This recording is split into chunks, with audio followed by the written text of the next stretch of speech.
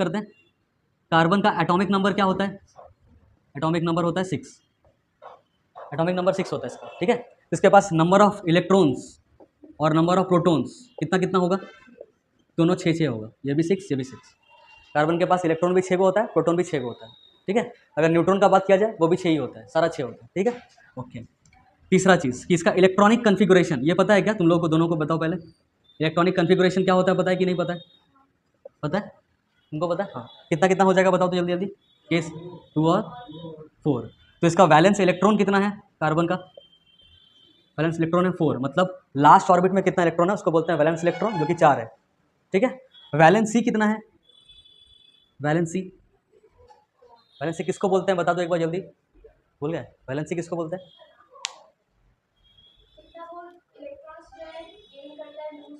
बहुत बढ़िया, मतलब किसी को भी ऑक्टेट या डुप्लेट मतलब स्टेबल होने के लिए कितना इलेक्ट्रॉन का ट्रांसफर करना पड़ रहा है, मतलब कितना आदान प्रदान करना पड़ रहा है, ट्रांजैक्शन या तो देना पड़ रहा है या हो सके लेना पड़ रहा हो, जितना देना या लेना पड़ रहा है उसी नंबर ऑफ इलेक्ट्रॉन्स को क्या बोलते हैं? वैलेंसी बोलते हैं। तो वैलेंसी भी इसका कितना है? 4 ही है, क्योंकि ये दे पाएगा या तो 4 दे देगा और डुप्लेट रूल के हिसाब से स्टेबल हो जाएगा, या तो 4 किसी से ले लेगा और ऑक्टेट के हिसाब से स्टेबल हो जाएगा। पहले ये बताओ कि डुप्लेट रूल और ऑक्टेट रूल क्लियर है कि नहीं? डुप्लेट रूल और ऑक्टेट रूल ये दोनों पता है? तुमको नहीं पता? तुमको पता है? तुमको पता है? नहीं तुमको पता है? अच्छा तुमको तो पता है, हाँ सही बात। बोलो एक बार डुप्लेट रूल क्या होता है? अगर लास्ट सेल किसी एलिमेंट का, किसी एटम का अगर लास्ट सेल ही के सेल है, लास्ट सेल कौन है? के सेल, और उसमें अगर 2 इलेक्ट्रॉन आ गया है तो वो स्टेबल है, वो खुश है अपनी ज़िंदगी से कि हम एटम बन के मेरा जीवन धन्य हो गया, वैसा टाइप स्टेबल से। इसका मतलब क्या होता है कि अगर के सेल के अलावा उसका लास्ट ऑर्बिट कुछ और है, एल है, एम है या एन है, तब उसको 2 से काम नहीं चलेगा, तब उसमें 8 चाहिए होगा इलेक्ट्रॉन। अगर 8 नहीं है तो वो खुश नहीं है, खुश नहीं है तो क्या करेगा? वो इधर उधर भटकेगा और एक दूसरे के साथ रिएक्ट करते रहेगा, बॉन्ड बनाते रहेगा, और अगर 8 आ गया तो बॉन्ड बनाना छोड़ देगा। जैसे कि हीलियम गैस, हीलियम का एटॉमिक नंबर होता है 2, उसके के सेल में ही होता है 2, उसका लास्ट ऑर्बिट कौन बना? के, और उसमें है 2, इसलिए हीलियम क्या है? स्टेबल गैस है। वो हीलियम कभी हीलियम 2, हीलियम 3 या हीलियम के साथ कोई नाइट्रोजन ऐसे कंबाइन हो गया कभी नहीं देखोगे। हीलियम बस हीलियम रहता है। हीलियम किसी के साथ रिएक्ट ही नहीं करता। क्यों नहीं करता? क्योंकि उसके के सेल में 2 इलेक्ट्रॉन ऑलरेडी है, तो वो डुप्लेट रूल के हिसाब से स्टेबल है ज़िंदगी में। और जब स्टेबल है तो वो अनरिएक्टिव है, किसी से रिएक्ट करने का मतलब ही नहीं है, किसी से बॉन्ड बनाने का कोई मतलब ही नहीं है, क्योंकि बॉन्ड और रिएक्शन तभी होता है जब कोई क्या है? अनस्टेबल है, खुश नहीं है। समझ में आ रहा है? ऑक्टेट रूल क्या बोलता है? ऑक्टेट रूल समझ में आ गया कि एल एम एन में 8 होना चाहिए। अब 8 पाने के लिए कोई इलेक्ट्रॉन लूज कर देता है, कोई इलेक्ट्रॉन कहीं से ले लेता है, और ये लेना देना से ही क्या बनता है? बॉन्ड्स बनता है, और लेने देने से ही चार्ज बनता है, सब कुछ होता है यही ऑक्टेट पूरा करने के लिए या तो डुप्लेट पूरा करने के लिए। जैसे कि हम बात कर रहे हैं सोडियम का एटॉमिक नंबर होता है 11। अगर तुम देखोगे के एल एम में तो होता है 2, 8 और 1। अब इसके पास 2 ऑप्शन रहता है कि एक इलेक्ट्रॉन किसी को दे दे, लूज कर दे, और उसके पास लास्ट ऑर्बिट ये वाला जैसे ही दे देगा क्या हो जाएगा? लास्ट ऑर्बिट एल हो जाएगा और उसमें 8 हो जाएगा और ये खुश हो जाएगा, स्टेबल हो जाएगा। और या तो दूसरा ऑप्शन क्या है कि 7 इलेक्ट्रॉन किसी से ले ले, 7 इलेक्ट्रॉन किसी से ले ले, तो भी इसमें 8 आ जाएगा, तो भी खुश हो जाएगा। बट दोनों काम कर सकता है, बट करेगा कौन सा काम? इसमें एनर्जी का कम खर्च हो, क्योंकि एक इलेक्ट्रॉन अपना सेल से निकालने में कुछ एनर्जी खर्च होगा, और 7 किसी से लेने में 7 बार लेना पड़ेगा, तब जाके वो ऑक्टेट पूरा करेगा, तो वो बहुत टाइम लगेगा उसको। वो जल्दी वाला काम करेगा, फास्ट, जो इससे फास्ट अचीवमेंट हो जाए। तो क्या करता है? ये वाला काम नहीं करता, ये करता है। जैसे ही एक इलेक्ट्रॉन लूज करता है वो क्या बन जाता है? Na+। Na+, एक इलेक्ट्रॉन लूज करता है तो प्लस चार्ज आ जाता है। इसीलिए अगर पूछा जाए कि Na और Na+ में दोनों में से ज़्यादा स्टेबल कौन है, तो Na+ ज़्यादा स्टेबल है, ठीक है। ये समझ में आ रहा है? ओके। बट ये जब देता है किसी को तो कोई लेने वाला भी तो होना चाहिए। ये तो अभी दिया किसी को एक इलेक्ट्रॉन, ये खोजता है ऐसे। Na ऐसे नहीं दे देता है कि इन्वायरमेंट में फेंक दिया, ऐसा नहीं करता है। वो देखता है कि हमको एक इलेक्ट्रॉन देना है, अब हमको कोई चाहिए जिसको एक इलेक्ट्रॉन लेना है, ठीक है। तो Na घूम रहा है एक इलेक्ट्रॉन देने के लिए, और यहाँ पे क्लोरीन है, क्लोरीन का एटॉमिक नंबर होता है 17। 17 मतलब K में 2, L में 8, M में 7। इसके पास भी 2 ऑप्शन, या तो सातों को सातों फेंक के बाहर निकालो, या तो एक किसी से क्या करो? ले लो। कम खर्च एनर्जी किस में होगा? एक ले लेने में भलाई है, ठीक है। तो ये क्लोरीन खोज रहा है कि कोई हमको एक दे दे, और सोडियम घूम रहा है कि कोई हमसे एक ले ले। दोनों जब साथ में आता है, Na क्या करता है? एक इलेक्ट्रॉन क्लोरीन को ट्रांसफर कर देता है। ये जब टोटल ट्रांसफर ऑफ इलेक्ट्रॉन हो जाता है तो इसी को बोलते हैं कि यहाँ पे दोनों का क्या हो गया? बॉन्ड बन गया। बात समझ में आया? और इसी बॉन्ड को जब इलेक्ट्रॉन का टोटल ट्रांसफर हो जाता है तब जो बॉन्ड बनता है उस बॉन्ड का नाम होता है आयनिक बॉन्ड। समझ आया? कौन सा बॉन्ड? Ionic bond. तो यहाँ पे Na+ हुआ था, और Cl एक ले लिया तो क्या बना? Cl-, और यही Na+ और Cl- क्या बना देता है? NaCl बना देता है, आपस में साथ में रहता है, क्योंकि अभी इलेक्ट्रॉन ट्रांसफर किया है। इसलिए स्टेबल कंपाउंड है। नमक बहुत स्टेबल होता है, क्यों? क्योंकि 2 स्टेबल चीज़ों से बना है, Na+ से और Cl- से। Na+ भी स्टेबल है, Cl- भी स्टेबल है। बात समझ में आ रहा है क्या? तो हमको कंक्लूड ये करना है, इसमें कंक्लूजन ये है यहाँ पे कि पहली बात तो डुप्लेट रूल समझ में आ गया कि K सेल लास्ट सेल, अगर K सेल है तो उसमें 2 होना चाहिए तब स्टेबल हो जाएगा, ठीक है। और अगर K के अलावा L है, लास्ट सेल अगर L है, M है या तो N है, उसमें अगर 8 इलेक्ट्रॉन आ गया तो भी स्टेबल हो जाएगा। पहला कंक्लूजन ये निकला। दूसरा कंक्लूजन ये है कि जब टोटल ट्रांसफर ऑफ इलेक्ट्रॉन होता है, यहाँ साइड में लिखते हैं, जब टोटल ट्रांसफर ऑफ इलेक्ट्रॉन होता है तब जो बॉन्ड बनता है उस बॉन्ड का नाम क्या होता है? Ionic bond. ये बात समझ में आया क्या? मतलब सोडियम एक पूरा इलेक्ट्रॉन दे दिया और क्लोरीन उसको पूरी एक्सेप्ट कर लिया, ले लिया, तो यहाँ पे इलेक्ट्रॉन क्या हो गया, एक से निकला और दूसरे में पूरी चला गया। इसको बोलते हैं टोटल ट्रांसफर ऑफ इलेक्ट्रॉन। समझ आया क्या? तो इसको कौन सा बॉन्ड बोलते हैं? Ionic bond. अब आते हैं यहाँ पे वैलेंसी 4 वाले में, ये लिख लो इतना पहले, क्वेश्चन अगर लिखो तो 2 और 4 दिखा रहा था, ये में 2 और L में 4 है कि नहीं। इसके पास भी 2 ऑप्शन है, या तो 4 किसी को दे दे, 4 दे देगा तो लास्ट ऑर्बिट K बन जाएगा और 2 रह जाएगा इसमें तो खुश हो जाएगा। दूसरा ऑप्शन है 4 किसी से ले ले, 4 किसी से अगर ले लेगा तो यहाँ पे 8 हो जाएगा, ऑक्टेट रूल के हिसाब से स्टेबल हो जाएगा। बट दोनों चीज़ करने में बहुत ज़्यादा एनर्जी का खर्च है, समझ में आ रहा है? तो ये दोनों नहीं करता है, ना ये करता ना ये करता है। फिर ये क्या कर लेता है, ये एक काम करता है, ये शेयरिंग कर लेता है इलेक्ट्रॉन का, मतलब टोटल ट्रांसफर ऑफ इलेक्ट्रॉन करता ही नहीं है। इस इलेक्ट्रॉन का क्या कर देता है? शेयरिंग कर लेता है। कैसे करता है वो देखेंगे। बट जब शेयरिंग इलेक्ट्रॉन का शेयरिंग करके जो बॉन्ड बनता है उसका, उस बॉन्ड का नाम क्या बॉन्ड बोलते हैं? Covalent bond. Covalent bond. तो ये 2 बॉन्ड याद रखना अभी के लिए, एक आयनिक बॉन्ड और एक कोवैलेंट बॉन्ड। आयनिक बॉन्ड कब बना? जब टोटल ट्रांसफर ऑफ इलेक्ट्रॉन हुआ, और शेयरिंग ऑफ इलेक्ट्रॉन जब हो गया तब कोवैलेंट बॉन्ड है। इसको भी लिख लो, फिर शेयरिंग कैसे होगा वो देखते हैं। क्या होता है कि यहाँ पे H है, इसके बैलेंस इलेक्ट्रॉन में 1 इलेक्ट्रॉन रहता है, मतलब इसका बैलेंस सेल में 1 इलेक्ट्रॉन रहता है, बैलेंस सेल में 1 इलेक्ट्रॉन। और क्लोरीन के बैलेंस सेल में कितने इलेक्ट्रॉन रहता है? 1 2 3 4 5 6 7, 7 को रहता है, होता है ना। देख लो एक बार, हाइड्रोजन का एटॉमिक नंबर कितना? 1, तो K सेल में होगा कितना? 1, तो K सेल ही लास्ट ऑर्बिट है, और लास्ट ऑर्बिट में 1, तो लास्ट ऑर्बिट, जो लास्ट ऑर्बिट में होता है वही पार्टिसिपेट करता है रिएक्शंस में, जो लास्ट ऑर्बिट में होता है, क्योंकि वही समझ लो यहाँ पे 1 इलेक्ट्रॉन का लेयर है, फिर 1 इलेक्ट्रॉन का लेयर ये है, फिर एक और यहाँ पे लेयर है, तो जब सबसे लास्ट वाला लेयर होगा वही ना दूसरे एटम के साथ जगह टकराएगा और आदान प्रदान करेगा। तो लास्ट ऑर्बिट में इसमें एक है। क्लोरीन का एटॉमिक नंबर कितना होता था? 17। कैसे कैसे सजता है ये? 2 8 और 7, तो लास्ट में कितना है? इसलिए सिर्फ 7 ही लिखे हैं, 17 नहीं कर दिए, क्योंकि 17 से कोई मतलब नहीं है हमको। जो भी इलेक्ट्रॉन का आदान प्रदान होगा कौन करेगा? ये 7 इलेक्ट्रॉन करेगा। तो यहाँ पे 7 सजाए हैं, यहाँ पे 1 सजाए हैं। हम लोग क्या सजाते हैं? वैलेंस इलेक्ट्रॉन्स सजाते हैं, ठीक है। अब यहाँ पे क्या हुआ, इसको चाहिए डुप्लेट, इसको क्या चाहिए? डुप्लेट चाहिए, इसको 2 इलेक्ट्रॉन चाहिए, और इसको कितना चाहिए? 8 चाहिए, ऑक्टेट चाहिए। तो इसको 1 चाहिए कि इसको 1 देना है, क्या करना है? इसको 1 चाहिए, और इसको, हाँ इसको भी 1 चाहिए। अब Cl को Na मिल जाता तो कोई दिक्कत नहीं था, यहाँ पे अगर Na होता, Na, तो Na मस्त इसको 1 को दे देता, टोटल ट्रांसफर ऑफ इलेक्ट्रॉन हो जाता, बॉन्ड बन जाता। बट अभी Na तो नहीं है, Na ये बहुत देर तक खोजा, वैसे कहाँ है Na, कहाँ है Na, नहीं मिला। बट रास्ता में इसको कौन मिल गया? हाइड्रोजन मिल गया, हाइड्रोजन। तो काम तो चलाना पड़ेगा। तो अब क्या होगा, यहाँ पे टोटल ट्रांसफर हो सकता है क्या? क्या हाइड्रोजन इसको दे देगा पूरी? नहीं। तो क्या करेगा, हाइड्रोजन को भी 2, इसको भी चाहिए 1, इसको भी चाहिए 1, तो हाइड्रोजन ऐसे नज़दीक आ जाएगा, उड़ के हाइड्रोजन ऐसे नज़दीक आ गया। जैसे ही नज़दीक आ गया तो हाइड्रोजन को फीलिंग आ रहा है कि मेरे पास कितना हो चुका है? 2 हो चुका है, तो थोड़ा सा खुश हो गया कि हाँ 2 वाला फीलिंग आ रहा है, समझ आ रहा है। और क्लोरीन को भी फीलिंग आ रहा है कि मेरे पास कितना हो गया, देखो 1 2 3 4 5 6 7 था ही, और ये भी घुस गया, उसके नज़दीक आ गया, तो एक और इलेक्ट्रॉन का फीलिंग देने लगा। तो ये लोग दोनों आपस में अब क्या हो चुका? खुश हो चुका। इसका डुप्लेट रूल पूरा हो गया, समहाउ पूरा हो गया, और इसका भी ऑक्टेट रूल समहाउ पूरा हो गया, दोनों स्टेबल हो गया। तो स्टेबल कैसे हुआ? इलेक्ट्रॉन का शेयर करके कि ट्रांसफर करके? शेयरिंग करके। तो जब शेयरिंग वाला यहाँ पे जो बॉन्ड बना है, यही वाला जो बॉन्ड बना यहाँ पे, यही वाला बॉन्ड कौन सा बॉन्ड कहलाएगा? Covalent bond. समझ आ रहा है क्या बोल रहे हैं? ये सबसे ईजिएस्ट एग्जाम्पल है कोवैलेंट बॉन्ड समझने का। थोड़ा इसके बारे में डिस्कशन आगे बढ़ाते हैं, उसके बाद हम लोग आगे फिर जाएंगे वापस कार्बन में, मतलब कोवैलेंट बॉन्ड का और एग्जाम्पल्स में। क्लोरीन जो है वो इलेक्ट्रोनेगेटिव एटम है, जिसको पता है एक बार बताओ, इलेक्ट्रोनेगेटिव किसको बोलते थे? इसमें नेगेटिव आयन हो क्या? इलेक्ट्रॉन छीनने का टेंडेंसी। ऐसा कोई भी एटम जिसको इलेक्ट्रॉन, दूसरे का इलेक्ट्रॉन छीनने का एफिनिटी रहे, टेंडेंसी रहे, उसको बोलते हैं इलेक्ट्रोनेगेटिव, ठीक है। बात समझ में आया? अगर कोई अपना ही इलेक्ट्रॉन अपने पास रखता है तो उसको क्या इलेक्ट्रोनेगेटिविटी बोल सकते हैं? उसको क्या बोलते हैं? हाँ, उसको क्या बोलते हैं?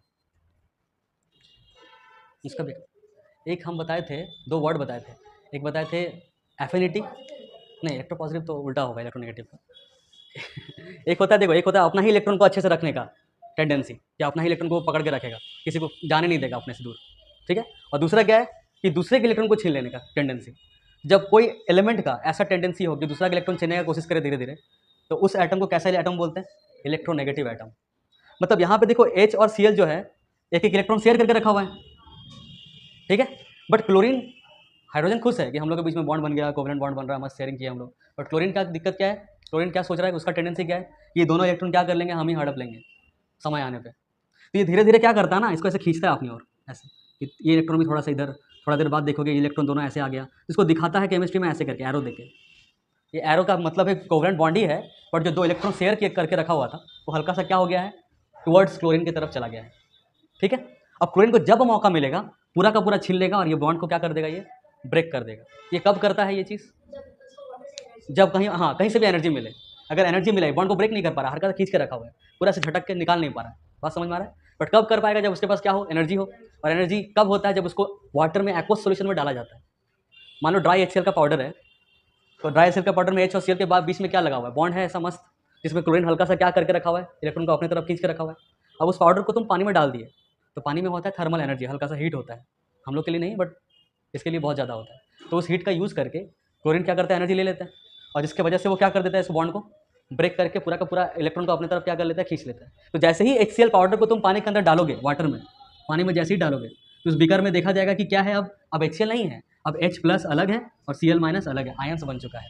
तो आयंस बनता ही कैसे है? ये क्लोरीन पहले से ही तैयारी कर चुका है कि हमको जब भी एक्स्ट्रा एनर्जी मिलेगा, हम इस बॉन्ड को क्या कर देंगे, ब्रेक करके इसका भी इलेक्ट्रॉन जितना भी है ले लेंगे। जब इसके से इलेक्ट्रॉन निकल ही गया, इसमें कौन सा चार्ज आ गया, प्लस चार्ज, और इसके पास एक्स्ट्रा इलेक्ट्रॉन आ गया, तो इसमें कौन सा चार्ज आ गया, नेगेटिव। इसीलिए हम लोग बोलते हैं आयंस बन गया, आयंस बन गया। और H+ आयंस बना, इसलिए एसिडिक प्रॉपर्टी शो करने लगा। इस तरह से एसिडिक प्रॉपर्टी भी शो हो जाता है। थोड़ा सा एसिड बेसिस सॉल्ट वाला चैप्टर भी याद आ रहा होगा कि हम लोग, ऐसा क्वेश्चन आता था कि dry HCl acidic property show नहीं करता, बट एक्वस सॉल्यूशन में अगर HCl है, भींगा है, वो वेट है, तब भी एसिडिक प्रॉपर्टी शो करता है। ऐसा क्यों?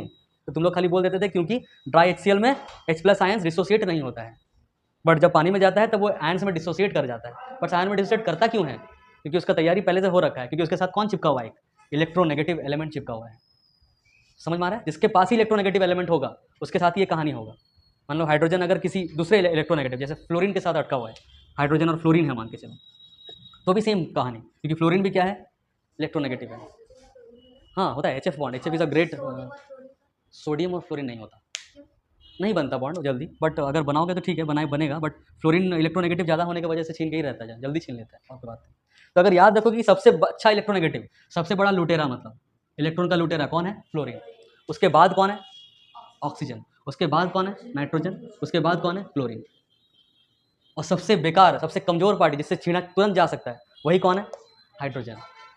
समझ में आ रहा है क्या? हाइड्रोजन सबसे कमजोर पार्टी है, इसलिए क्लोरीन भी उससे आराम से क्या कर ले रहा है, हल्का सा हीट मिलने पे भी छीन लेता है। और जनरली देखते हो इसलिए एसिड उसी का बनता है। एसिड में इसलिए डेफिनेशन ही एसिड का वही है कि जहाँ पे H+ आयंस दिख जाए एसिड बन गया।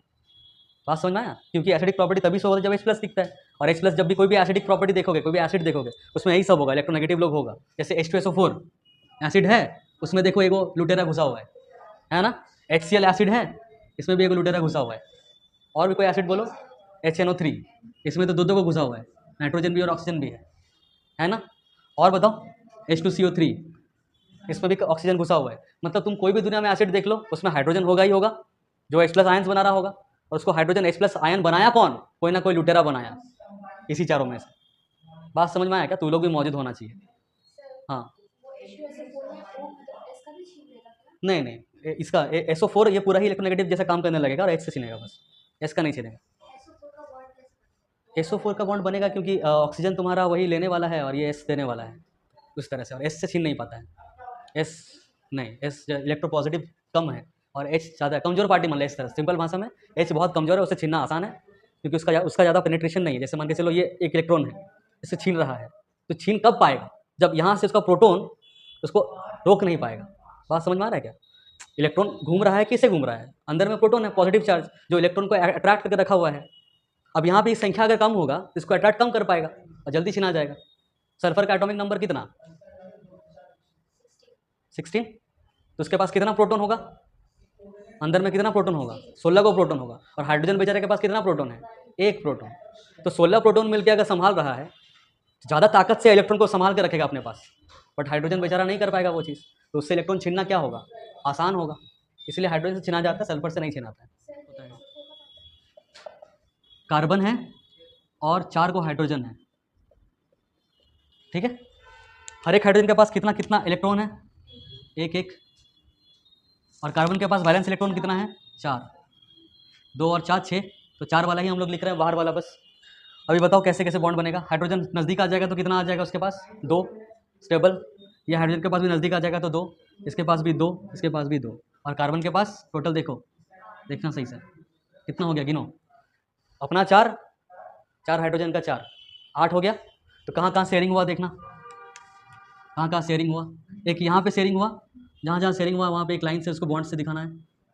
एक यहाँ शेयरिंग हुआ, एक यहाँ शेयरिंग हुआ, और एक यहाँ शेयरिंग हुआ, ठीक है। और इसी को हम लोग बोलते हैं फिर CH4। तो CH4 का बनाने देगा, तो इसको बनाना है, इसको बनाना है। इस डायग्राम को बोलते हैं हम लोग, कौन सा डायग्राम बोलो, नहीं स्केलेटन उसको बोलते हैं। इसको क्या, इलेक्ट्रॉन डॉट स्ट्रक्चर, और इसको क्या बोलते हैं, skeletal.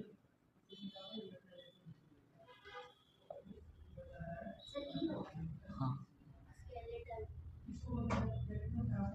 Skeletal diagram structure. C है, एक बार C है और 6 को हाइड्रोजन है, 6 को हाइड्रोजन है।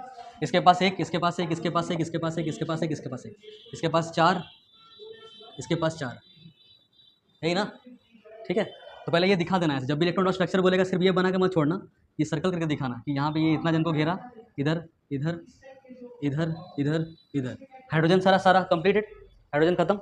अभी कार्बन का देखो, कार्बन में 1 2 3 4 5 6 7, और एक इसका भी लेगा ऐसे ऐसे, ठीक है। और यहाँ पे भी सेम टू सेम, ठीक। तब क्या हुआ, यहाँ पे C और C, इन दोनों के बीच में एक शेयरिंग हुआ, तो यहाँ पे एक बॉन्ड, बाकी सब तो समझ में आ गया कि सारा हाइड्रोजन के साथ शेयर हुआ है। तो ये हो गया तुम्हारा स्केलेटल डायग्राम, CH2C2H6। अब ये करते हैं हम लोग डबल बॉन्ड वाला, C2H4 वाला कर लेते हैं। तुम लोग ये बना पा रहे हो कि C2H4 कुछ ऐसा बनेगा, ऐसा कुछ बनेगा। अच्छा, ये नहीं समझ में आया तो कोई दिक्कत नहीं है, ठीक है, फिर भी देख लो। C2 यहाँ पे लिखा हुआ है, तो 2 को कार्बन बैठाओ, H4 है मतलब हाइड्रोजन है यहाँ पे, एक हाइड्रोजन इधर, एक हाइड्रोजन इधर, एक हाइड्रोजन इधर, एक हाइड्रोजन इधर, ऐसे बैठा दिए, जहाँ मन यहाँ यहाँ बैठा सकते हो, ऐसे जरूरी नहीं। क्या क्या क्या, नहीं नहीं ऐसा नहीं कर सकते। क्यों नहीं कर सकते वही बता रहे, कंक्लूजन में आएंगे हम लोग। 2 प्रॉपर्टी, एक टेट्रा वैलेंस वाला, कैटेनेशन वाला। इसमें एक एक इलेक्ट्रॉन है हाइड्रोजन के पास, इसमें 4 4 है कि नहीं। पर 4 4 कुछ ऐसे बनाएंगे कि देखो इसके साथ यही शेयर होगा बस, और इसके साथ यही शेयर होगा, तो यहाँ पे देने का कोई मतलब नहीं बनता। तो बाकी 2 जो बचा इसके पास, 4 को होता है ना कार्बन के पास, तो 1 2 हो गया, और बाकी 1 को यहाँ पे रखने का कोई मतलब नहीं बन रहा, इसलिए उधर रख दिए दोनों का दोनों। इसमें भी सेम, एक इधर 2 हो गया, बाकी 2 बचा तो 4, ठीक। समझ आ रहा है। हाइड्रोजन अपना काम खत्म कर लिया जल्दी जल्दी, ये समझ में आ गया होगा, हाइड्रोजन वाला कोई दिक्कत नहीं कर रहा होगा। कार्बन देखो, 1 2 3 4 5 6, 6 तो इधर ही है अपने पास, और 2 को और चाहिए, तो कहाँ से ले लेगा, इससे ले लेगा। तो ऐसे करके ऐसे ऐसे ऐसे ऐसे ऐसे, समझ आया। कितना हो गया कार्बन के पास, 1 2 3 4 5 6 7 8, खुश, स्टेबल। अब इधर से भी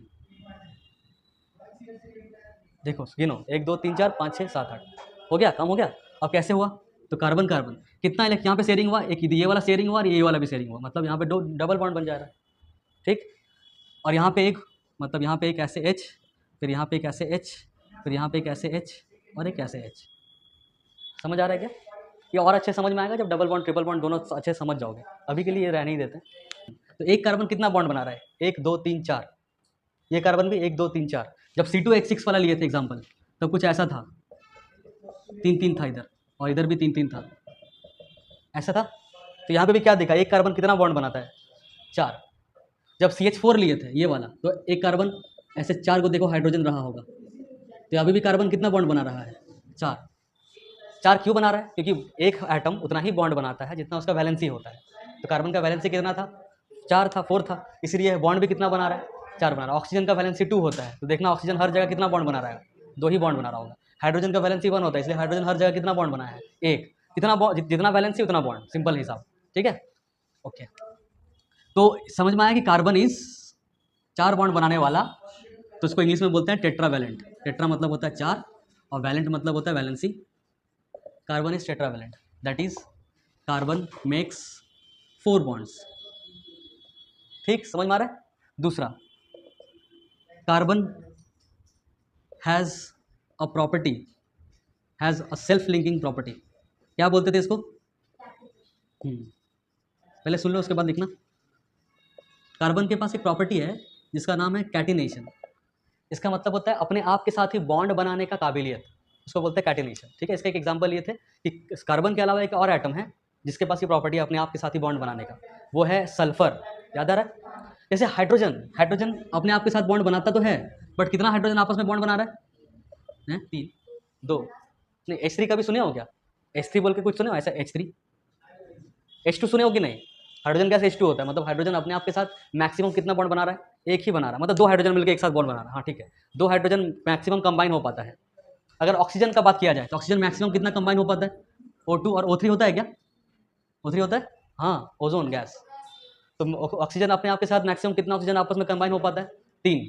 ठीक है, वैसे ही देखा गया कि सल्फर मैक्सिमम कितना कंबाइन हो पाता है? 8 को सल्फर कंबाइन हो सकता है, उससे ज़्यादा नहीं। बट कार्बन अभी तक जो लास्ट देखा गया वो कितना देखा गया है? 16। 60 कार्बन का एक साथ इकट्ठा होकर एक साथ लिंक करके बन सकता है। हाँ क्या? वो तो नहीं है ना सिलेबस में। हाँ, इस लोग का तो बकमिस्टर फ्लोरीन तक ही जाना है, 90 120 भी नहीं है, और भी बहुत ज़्यादा है। वो भी आप सिलेबस एक हद तक बता रहे हैं, ऐसा नहीं है। ग्राफीन बना रहा है अभी बहुत खतरनाक खतरनाक। ऐसा अगर देखा जाए अभी के हिसाब से ना, अगर लेटेस्ट बोला जाए तो मिलियंस ऑफ मिलियंस कार्बन आपस में जुड़ के बना सकता है बॉन्ड, अगर देखा जाए अभी के हिसाब से। हाँ, ऐसा हो गया। ये 2 प्रॉपर्टी पहले समझ में आया? ठीक है, ओके। इसका हम लोग को स्ट्रक्चर करना है, हाइड्रोजन को हटाओ, ऑक्सीजन को भी हटाओ। एसाइट वाला स्ट्रक्चर हम लोग को एक याद रखना है कि इसके स्ट्रक्चर का नाम क्या होता है? Tiara structure. टियारा, हाँ, क्राउन भी बोल सकते हैं, क्राउन स्ट्रक्चर, एक ही बात है। कैसा होता है? तो कुछ ऐसा होता है, बताना हमको एक बार, उस दिन बनाए थे, ऐसा था।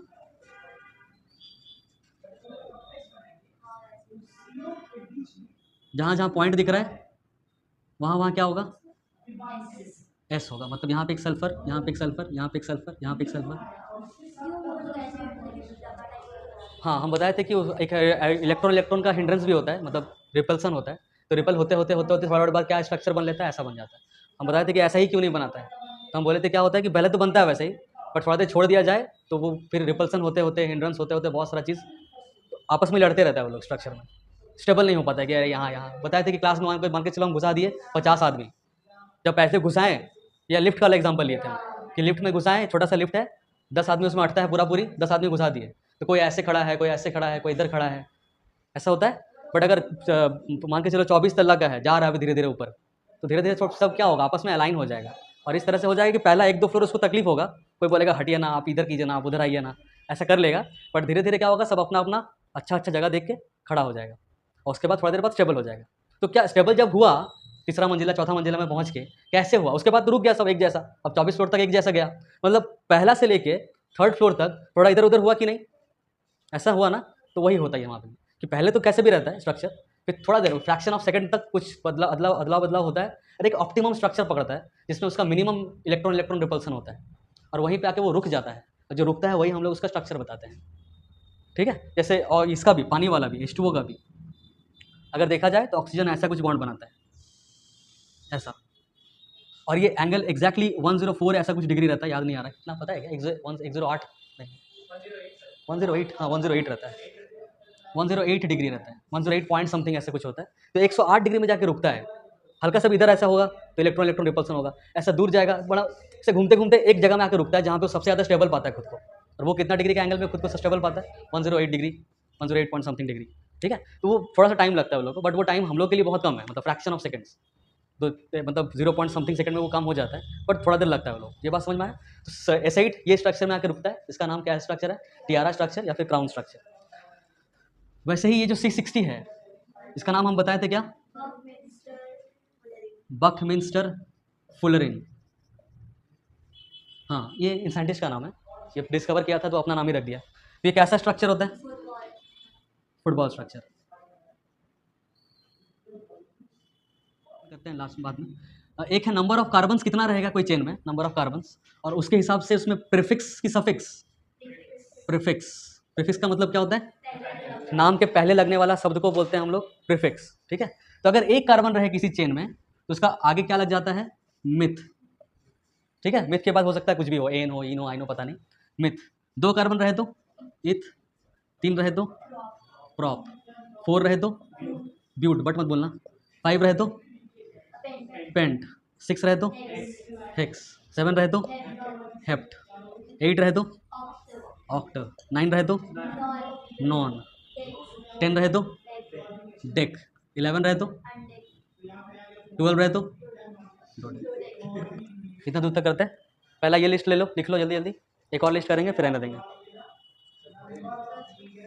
हाँ, इसको बस रटना है, एक कार्बन है तो मिथ बोलते हैं, 2 कार्बन इथ, ऐसे याद रखना, 1 2 3 करके नहीं, मिथ इथ प्रॉप ब्यूट ऐसे करके याद रखना। कहाँ तक, लगभग ये 7 तक भी रट लोगे काम चल जाएगा, इससे ज़्यादा नहीं पूछते, नाम के बाद में लगता हो, ठीक है। अगर कार्बन कार्बन के बीच में सिंगल बॉन्ड हो,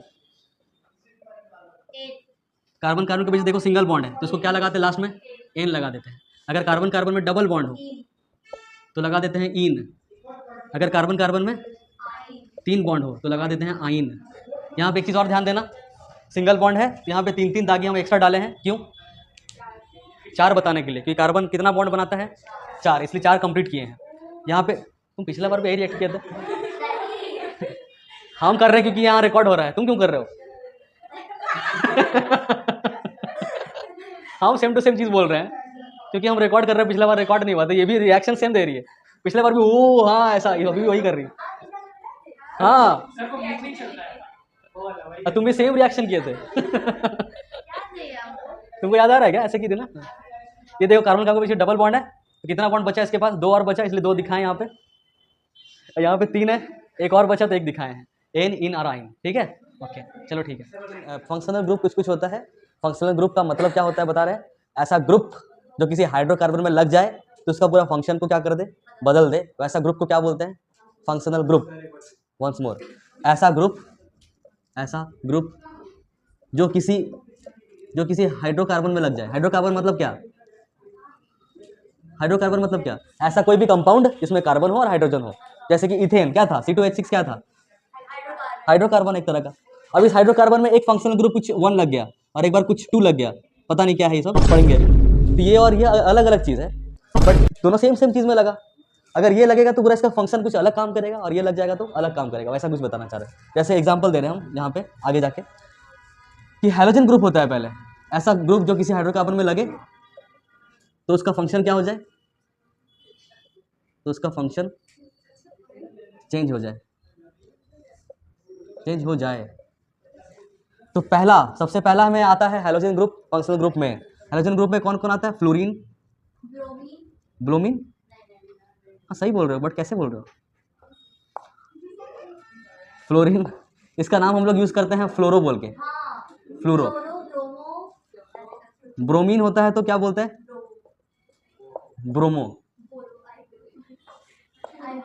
क्लोरीन रहे तो, हम कुछ ग्लिच हो रहा है ऐसा, क्लोरीन, हाँ। क्लोरो होता है। अगर आयोडीन रहे तो आयोडो नहीं पता है, सुनो इधर, इसमें पता है क्या हुआ, इसमें एक बार ब्रोमो लग गया और एक बार क्या लग गया, आयोडीन लग गया, मान के चलो, तो दोनों अलग अलग फंक्शंस शो करेगा क्योंकि अलग अलग फंक्शनल ग्रुप इसमें अटैच हो गया है, ठीक है। बट ये सेम है, ये वाला बोल रहा हूँ ना, हाँ ये दोनों सेम है। देखो थोड़ा सा गलती है यहाँ पे C2H6 था ना पहले, तो एक हाइड्रोजन हटेगा और H5 बनेगा, तभी तो एक जगह खुलेगा ना, और तब आएगा यहाँ पे आयोडो क्लोरो कुछ एक को, तो 5 आएगा यहाँ, और यहाँ पे भी मान के चलो क्लोरीन आ रहा है।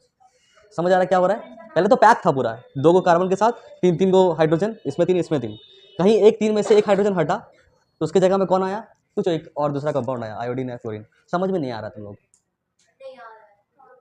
तुमको तो नहीं आ रहा, तुम अंजलि तुमको भी नहीं आया, क्या आया, समझा दो। अभी क्या, नहीं ये H5 क्यों हुआ, 6 क्यों नहीं हुआ, 6 को 5 क्यों कर दिया वो बताओ।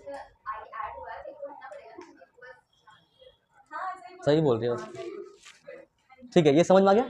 इसको लिखना पड़ेगा वैसे। ये फ्लोरोब्रोमो क्रोलो आयोडो, ये क्या हो जाएगा, सफिक्स में आएगा कि प्रीफिक्स में? ये पहले आएगा, मतलब नामकरण का, OH, ठीक है।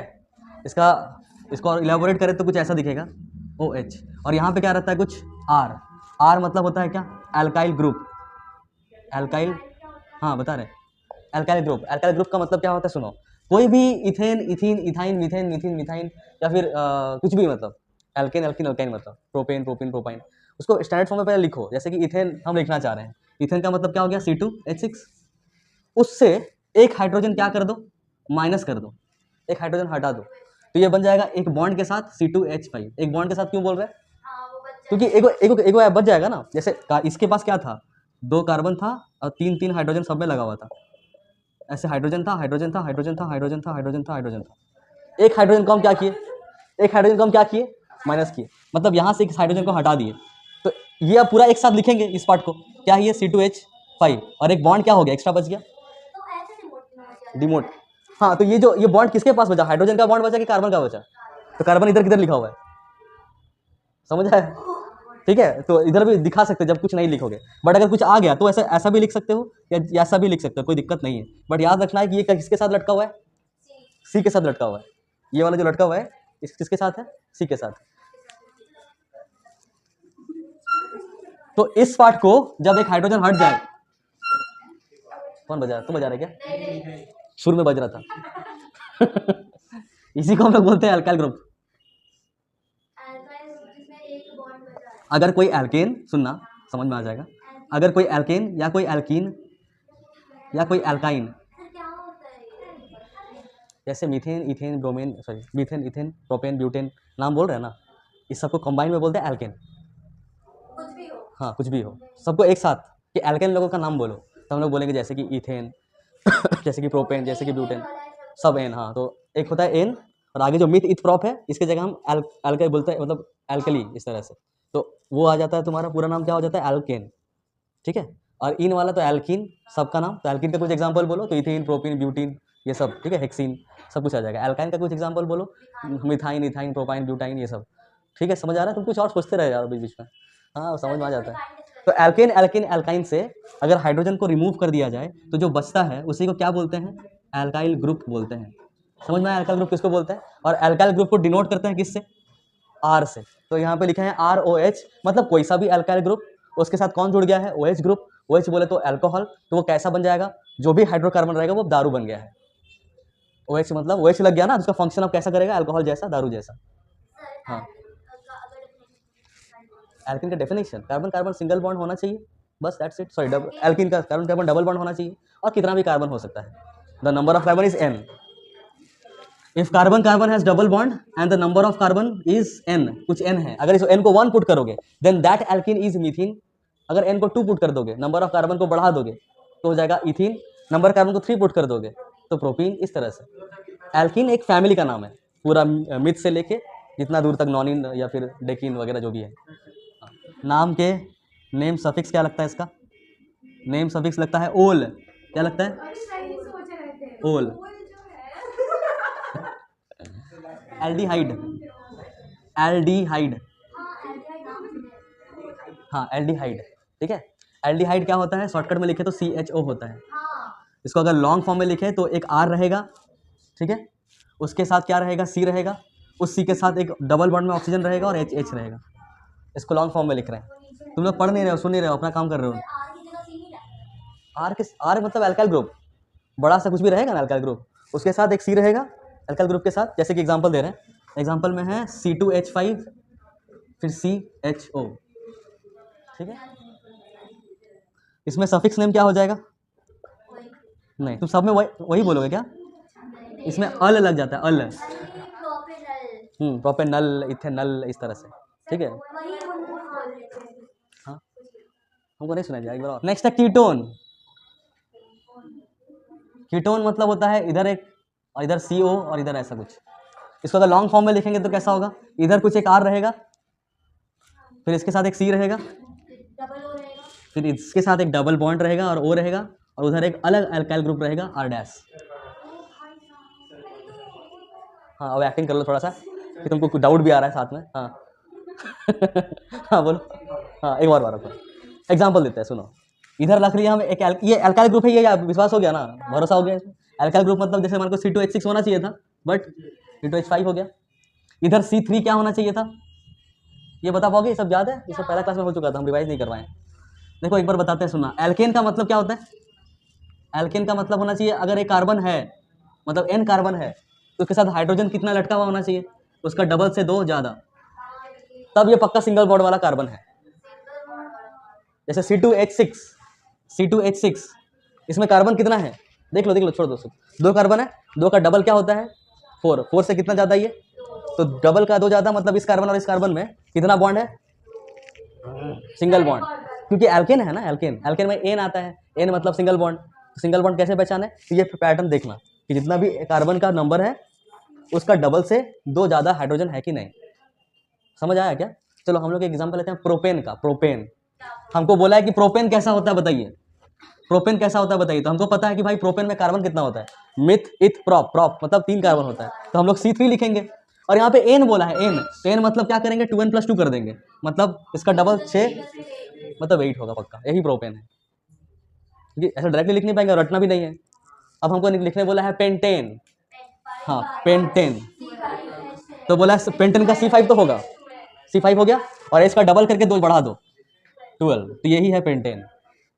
Vice versa is also true. अगर ये दिख जाए देखना कि अच्छा 5 है, यहाँ पर डबल का 2 ज़्यादा है, मतलब ये पक्का क्या होगा? सिंगल बॉन्ड वाला N होगा, और 5 है तो पेंट N हो जाएगा। नाम भी पता कर सकते हैं अगर ऐसा दिया हुआ है, और ऐसा दिया हुआ है तो बना भी सकते हैं फॉर्मूला। हाँ इन और आइन वाला बताते हैं, अभी आते हैं। अगर एल्कीन में आएगा, अगर N ना हो एल्कीन हो, तो CN जितना भी रहेगा उसका ठीक डबल, एग्जैक्टली डबल रहेगा इसमें। नहीं वो आइन में होता है, इसमें सिर्फ डबल रहता है, एग्जैक्टली डबल। जैसे कि अगर प्रोपीन का बात हो, प्रोपीन तो क्या होगा? C3 अगर है तो H का क्या हो जाएगा? H का 6 हो जाएगा अपने आप। तुम लोग को प्रोपीन याद नहीं? चलो थोड़ा देर पहले हम लोग इथिन का किए थे। इथिन में क्या था? C2H6 तो इथिन था, H4 आया था, याद करो। H4 आया था ना डबल बॉन्ड वाला, 4 ही था, मिटाए थे फिर डबल किए थे। तो इथिन का देखते हैं। इथिन का, इथिन बोले तो 2 कार्बन तो 2, और 2 का डबल क्या होता है? 4, तो ये आ गया इथिन। समझ आ रहा है? तो जब कार्बन यहाँ दिखे और उसका डबल हाइड्रोजन दिखे यहाँ पे, तो वो हो जाएगा एल्कीन वाला पार्ट, मतलब एल्कीन प्रोपीन जो भी है। कहाँ खो जाते हो तुम बीच बीच में? तुम्हारा पता चल जाता है, उसका पता नहीं चलता, तो एक्टिंग करती रहती है बराबर साथ में। हाँ एल्काइन का भी लिख लेते हैं साथ में जल्दी से। एल्काइन का क्या होता है? CN और H2N का डबल का 2 कम, डबल से 2 कम तो एल्काइन हो जाएगा। इसको लिख लो, ये तीनों को लिख लो। हाँ एक टीचर इसको पढ़ाता था ना, उसको कह दो ना +2, वही वाला। ऐसे उछल के बोलिए, ऐसा कूद के बोलिए, ऐसा पढ़ाता था। अरे बता रहे, रुक जाओ भाई साहब, इतना दूर में तो कुछ नहीं बोलते हो ऐसा। मीम का बात आगे तो परेशान कर रही हो। वो ऐसा रटाता है, मतलब इसको रटाने के लिए वो ट्रिक बनाया, बोलता है कह दो ना +2 फिर बोलता है कह दो ना -2, बोले क्या कुछ भी ऐसा कैसे बोल? जैसे कि C2H5 बोल दिए, ठीक है। और इधर एक बोलते हैं C3 वाला, C3 में होना चाहिए H8, डबल करके 2 प्लस करो, हाँ प्रोपेन है, बट 8 होना चाहिए, बट 1 घटा देंगे अल्काइल बनाने के लिए, तो क्या हो जाएगा? ये समझ आ रहा है? बना, और बीच में लगा देंगे C डबल बॉन्ड O, तो ये कैसा कंपाउंड बन जाएगा? कीटोन। कीटोन मतलब इधर एक अल्काइल ग्रुप, उधर एक अल्काइल ग्रुप, बीच में है C डबल बॉन्ड O, तो वैसा कंपाउंड को क्या बोलते हैं? कीटोन। ठीक है, नहीं बीच में ऐसा ही रहता है, ये हमेशा कोई दिखाता है इस तरह से होगा। अगर मान के चलो ऐसा भी लिखा हुआ है तो भी चलेगा, कोई ऐसा भी दिखाता है, ठीक है, कोई ऐसा भी दिखाता है।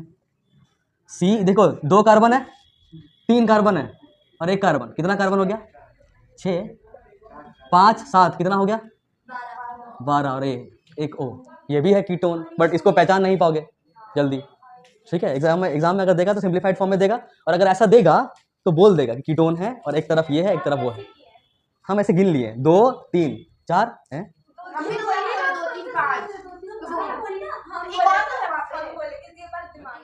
हाँ प्रीबोर्ड्स में हर जगह दे देगा, बट मेरा विश्वास करो ये चीज़ नहीं देगा, ज़्यादातर टाइम ये देगा या तो ऐसा ही फॉर्मेट में देगा, ठीक है, बताना क्या होगा आईयूपीएसी नेम में हम लोग देखेंगे, अभी खाली जानते हैं इसका सफिक्स नेम क्या होता है, ओन। ये खाली हम लोग एग्जाम्पल दिए, ठीक है, एग्जाम्पल लिख लो, नामकरण का भी बात नहीं कर रहे हैं हम लोग, लास्ट में लगाते हैं ओन, लिखते हैं वन।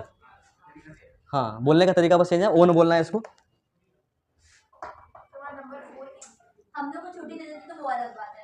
हमको छुट्टी नहीं मिलता, दीप सर डांटते हमको। हाँ, कार्बोक्सिलिक एसिड हम क्या लिख रहे थे ब्रैकेट में हर बार, हाँ नहीं वो नहीं लिख रहे थे पागल लोग, ये लिख रहे थे, हाँ यही लिख रहे थे, हाँ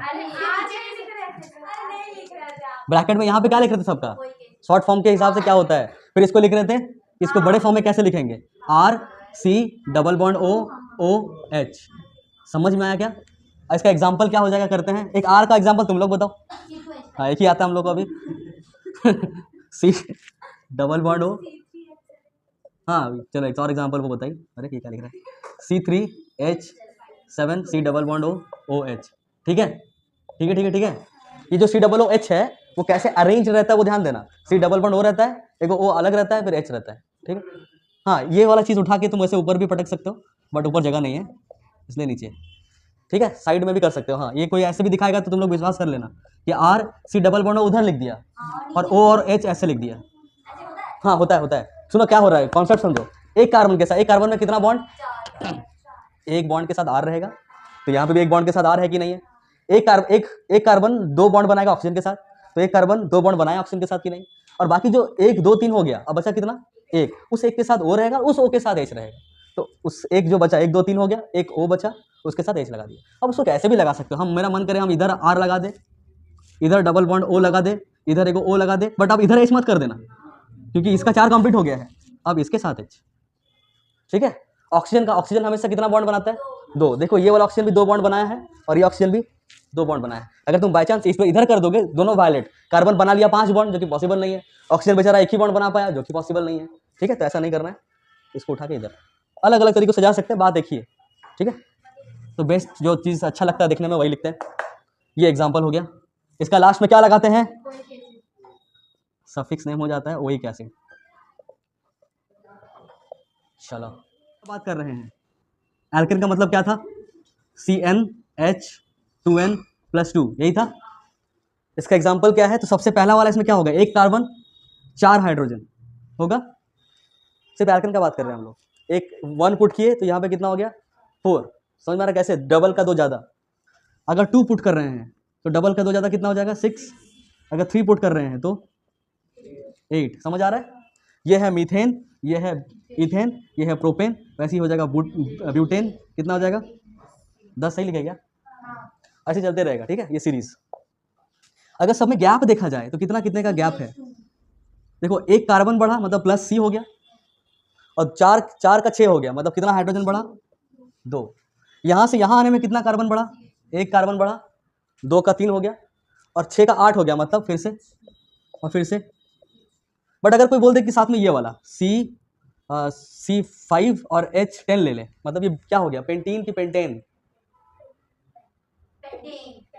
पेंटीन, इन तुम एन बोले, ENE, क्योंकि ये जस्ट क्या है, डबल से तो ज़्यादा नहीं है, तो क्या इसमें क्या सेम गैप हो रहा है, देखो तो एक कार्बन बढ़ा और कितना हाइड्रोजन बढ़ा, कुछ बढ़ा ही नहीं, हाइड्रोजन सेम रह गया, तो ये नहीं चलेगा। हम लोग सिर्फ क्या लिख रहे थे यहाँ पे, एल्केन, मतलब एक होमोलोगस सीरीज में एक ही तरह का स्पीसीज रहता है, जैसे एल्केन का स्पीसीज पूरा, या तो हो सकता है एल्कीन लोगों का, या तो हो सकता है एल्काइन लोगों का, इस तरह से, और सब में गैप कितने का होना चाहिए, CH2 का, ठीक है, same hydrocarbon with a gap of CH2 are called compounds of same homologous series,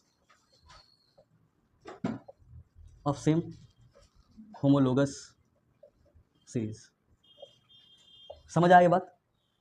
तो अगर हम लोग अल्कोहल का बात करते हैं, जैसे मान के चलो हम लिख लेते हैं C2H5OH, ये क्या है, कौन सा कंपाउंड है अल्कोहल में, मिथेनॉल है कि इथेनॉल है, तो कार्बन कितना है वो देख लो, 2 कार्बन है, 2 कार्बन मतलब इथ होता है, और यहाँ पे ओल लगेगा, एन क्यों बोले, इथैन, इथिनॉल क्यों नहीं बोले, क्योंकि 2 का डबल करोगे तो 6 आएगा, 6 से बस एक हाइड्रोजन हटा, उसी की जगह में कौन आया OH, सॉरी 2 का डबल करके 2 प्लस करोगे, ये नहीं बोले थे क्या, सॉरी 2 का डबल करके 2 प्लस करोगे, मतलब 2 का डबल करोगे 4 और 2 प्लस करोगे तो कितना आ जाएगा 6। तो 6 का हाइड्रोजन होना चाहिए था, तब तो स्टेबल रहता। उसमें से एक हाइड्रोजन निकल लिया और उसके जगह में ही कौन सा फंक्शनल ग्रुप आ गया, अल्कोहल।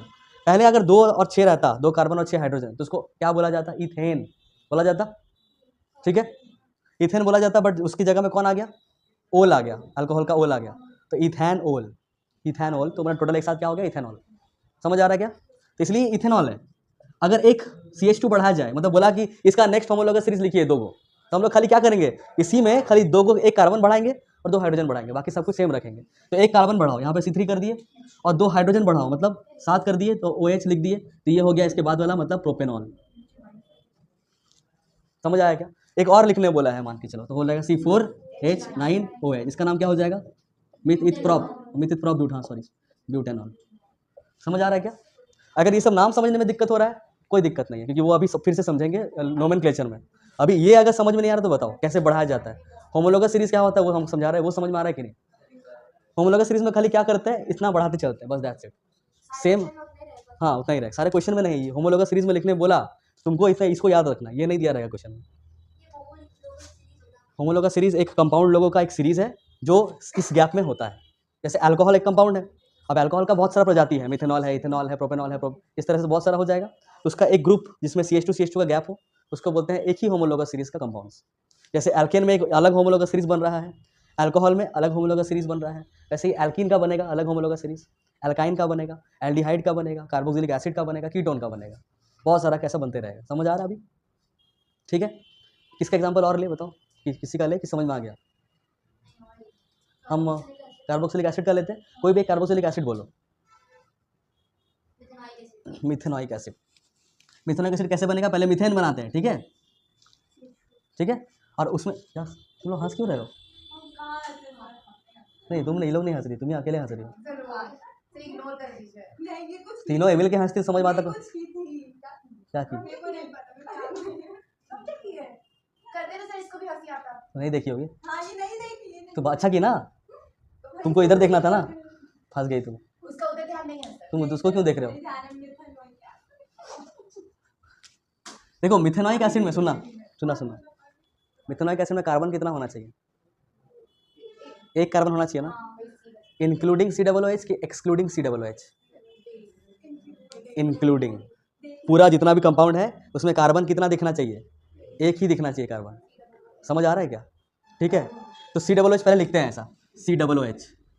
तो COOH का मतलब हम लोग क्या समझाए थे कि इसका मतलब होता क्या है कि एक R रहेगा, एक C रहेगा, उसके साथ 2 डबल बॉन्ड रहेगा, एक O रहेगा और एक H रहेगा, यही ना, यही COOH है ना। COOH में ऑलरेडी कार्बन तो आ गया, हमको बनाना ही है मिथेनॉइक, कितना कार्बन चाहिए, एक कार्बन चाहिए, एक कार्बन ऑलरेडी है। तो यहाँ से R जो भी होगा वो हटा के क्या हम C लिख सकते हैं, नहीं लिख पाएंगे, क्योंकि जैसे C लिखेंगे कितना कार्बन बन जाएगा, 2, और वो क्या बन जाएगा, इथेनॉइक एसिड तुरंत। इसलिए ये जो बचा जगह वहाँ पे क्या बैठाना पड़ेगा मजबूरी में, हाइड्रोजन, क्योंकि बैठाना तो कुछ पड़ेगा ही, क्योंकि 4 कंप्लीट नहीं हुआ था। तो ये क्या बन गया, ये बन गया HCOOH, यही है क्या, मिथेनॉइक एसिड। क्या है इसका नाम, अगर इसको कॉमन नेम देखा जाए ना तो यही है तुम्हारा फॉर्मिक एसिड। फॉर्मिक एसिड यही एंट में पाया जाता है, जो हम लोग को, हाँ लिख सकते हो बट नहीं लिखते हैं हम लोग, इसी तरह से दिखाते हैं कि एक H के साथ कार्बोक्सिलिक एसिड का ग्रुप है, ये ग्रुप को दिखाया जाता है साथ में एंट में, एंट स्ट्रिंग में। जब तुम्हारा चींटी काटता है ना तो काटता नहीं है वो, ये खाता हो कभी कभार वो लाल चींटी। हाँ बोलो, जानने के लिए देखिए पिछला एपिसोड तुम देख क्या है, हाँ कल के एपिसोड भेज दिया उसको तुमको, नहीं कार्बोक्सिलिक एसिड है, उसमें से कौन है, मिथेनॉइक एसिड है। अब मिथेनॉइक एसिड दे दिया, HCOOH दे दिया, और बोला इसका नेक्स्ट होमोलॉगस सीरीज कौन है बताइए। तो हम लोग क्या ऐड कर, फिर से क्वेश्चन रिपीट कर रहे हैं, ये क्वेश्चन दे दिया मिथेनॉइक एसिड है, what will be the next homologous series of methanoic acid, तो इथेनॉइक एसिड होगा। बट क्या करेंगे, लिखेंगे कैसे, तो इसमें प्लस CH2 कर देना है, तो क्या हो जाएगा, एक C था तो अब 2 C हो जाएगा, तो C2, हाँ कौन सा, हाँ हाँ लिखा COH, अरे अच्छा हम H नहीं लिखा है क्या, सॉरी हम यहाँ एच नहीं, हम नहीं देखे थे, सॉरी मेरा गलती। अच्छा इतना लिख लो पहले, मेरे पास जगह नहीं। डबल एच था, ये था मिथेनोइक एसिड, और क्वेश्चन आया कि मिथेनोइक एसिड का नेक्स्ट होमोलॉगस सीरीज में क्या होगा वो लिखिए।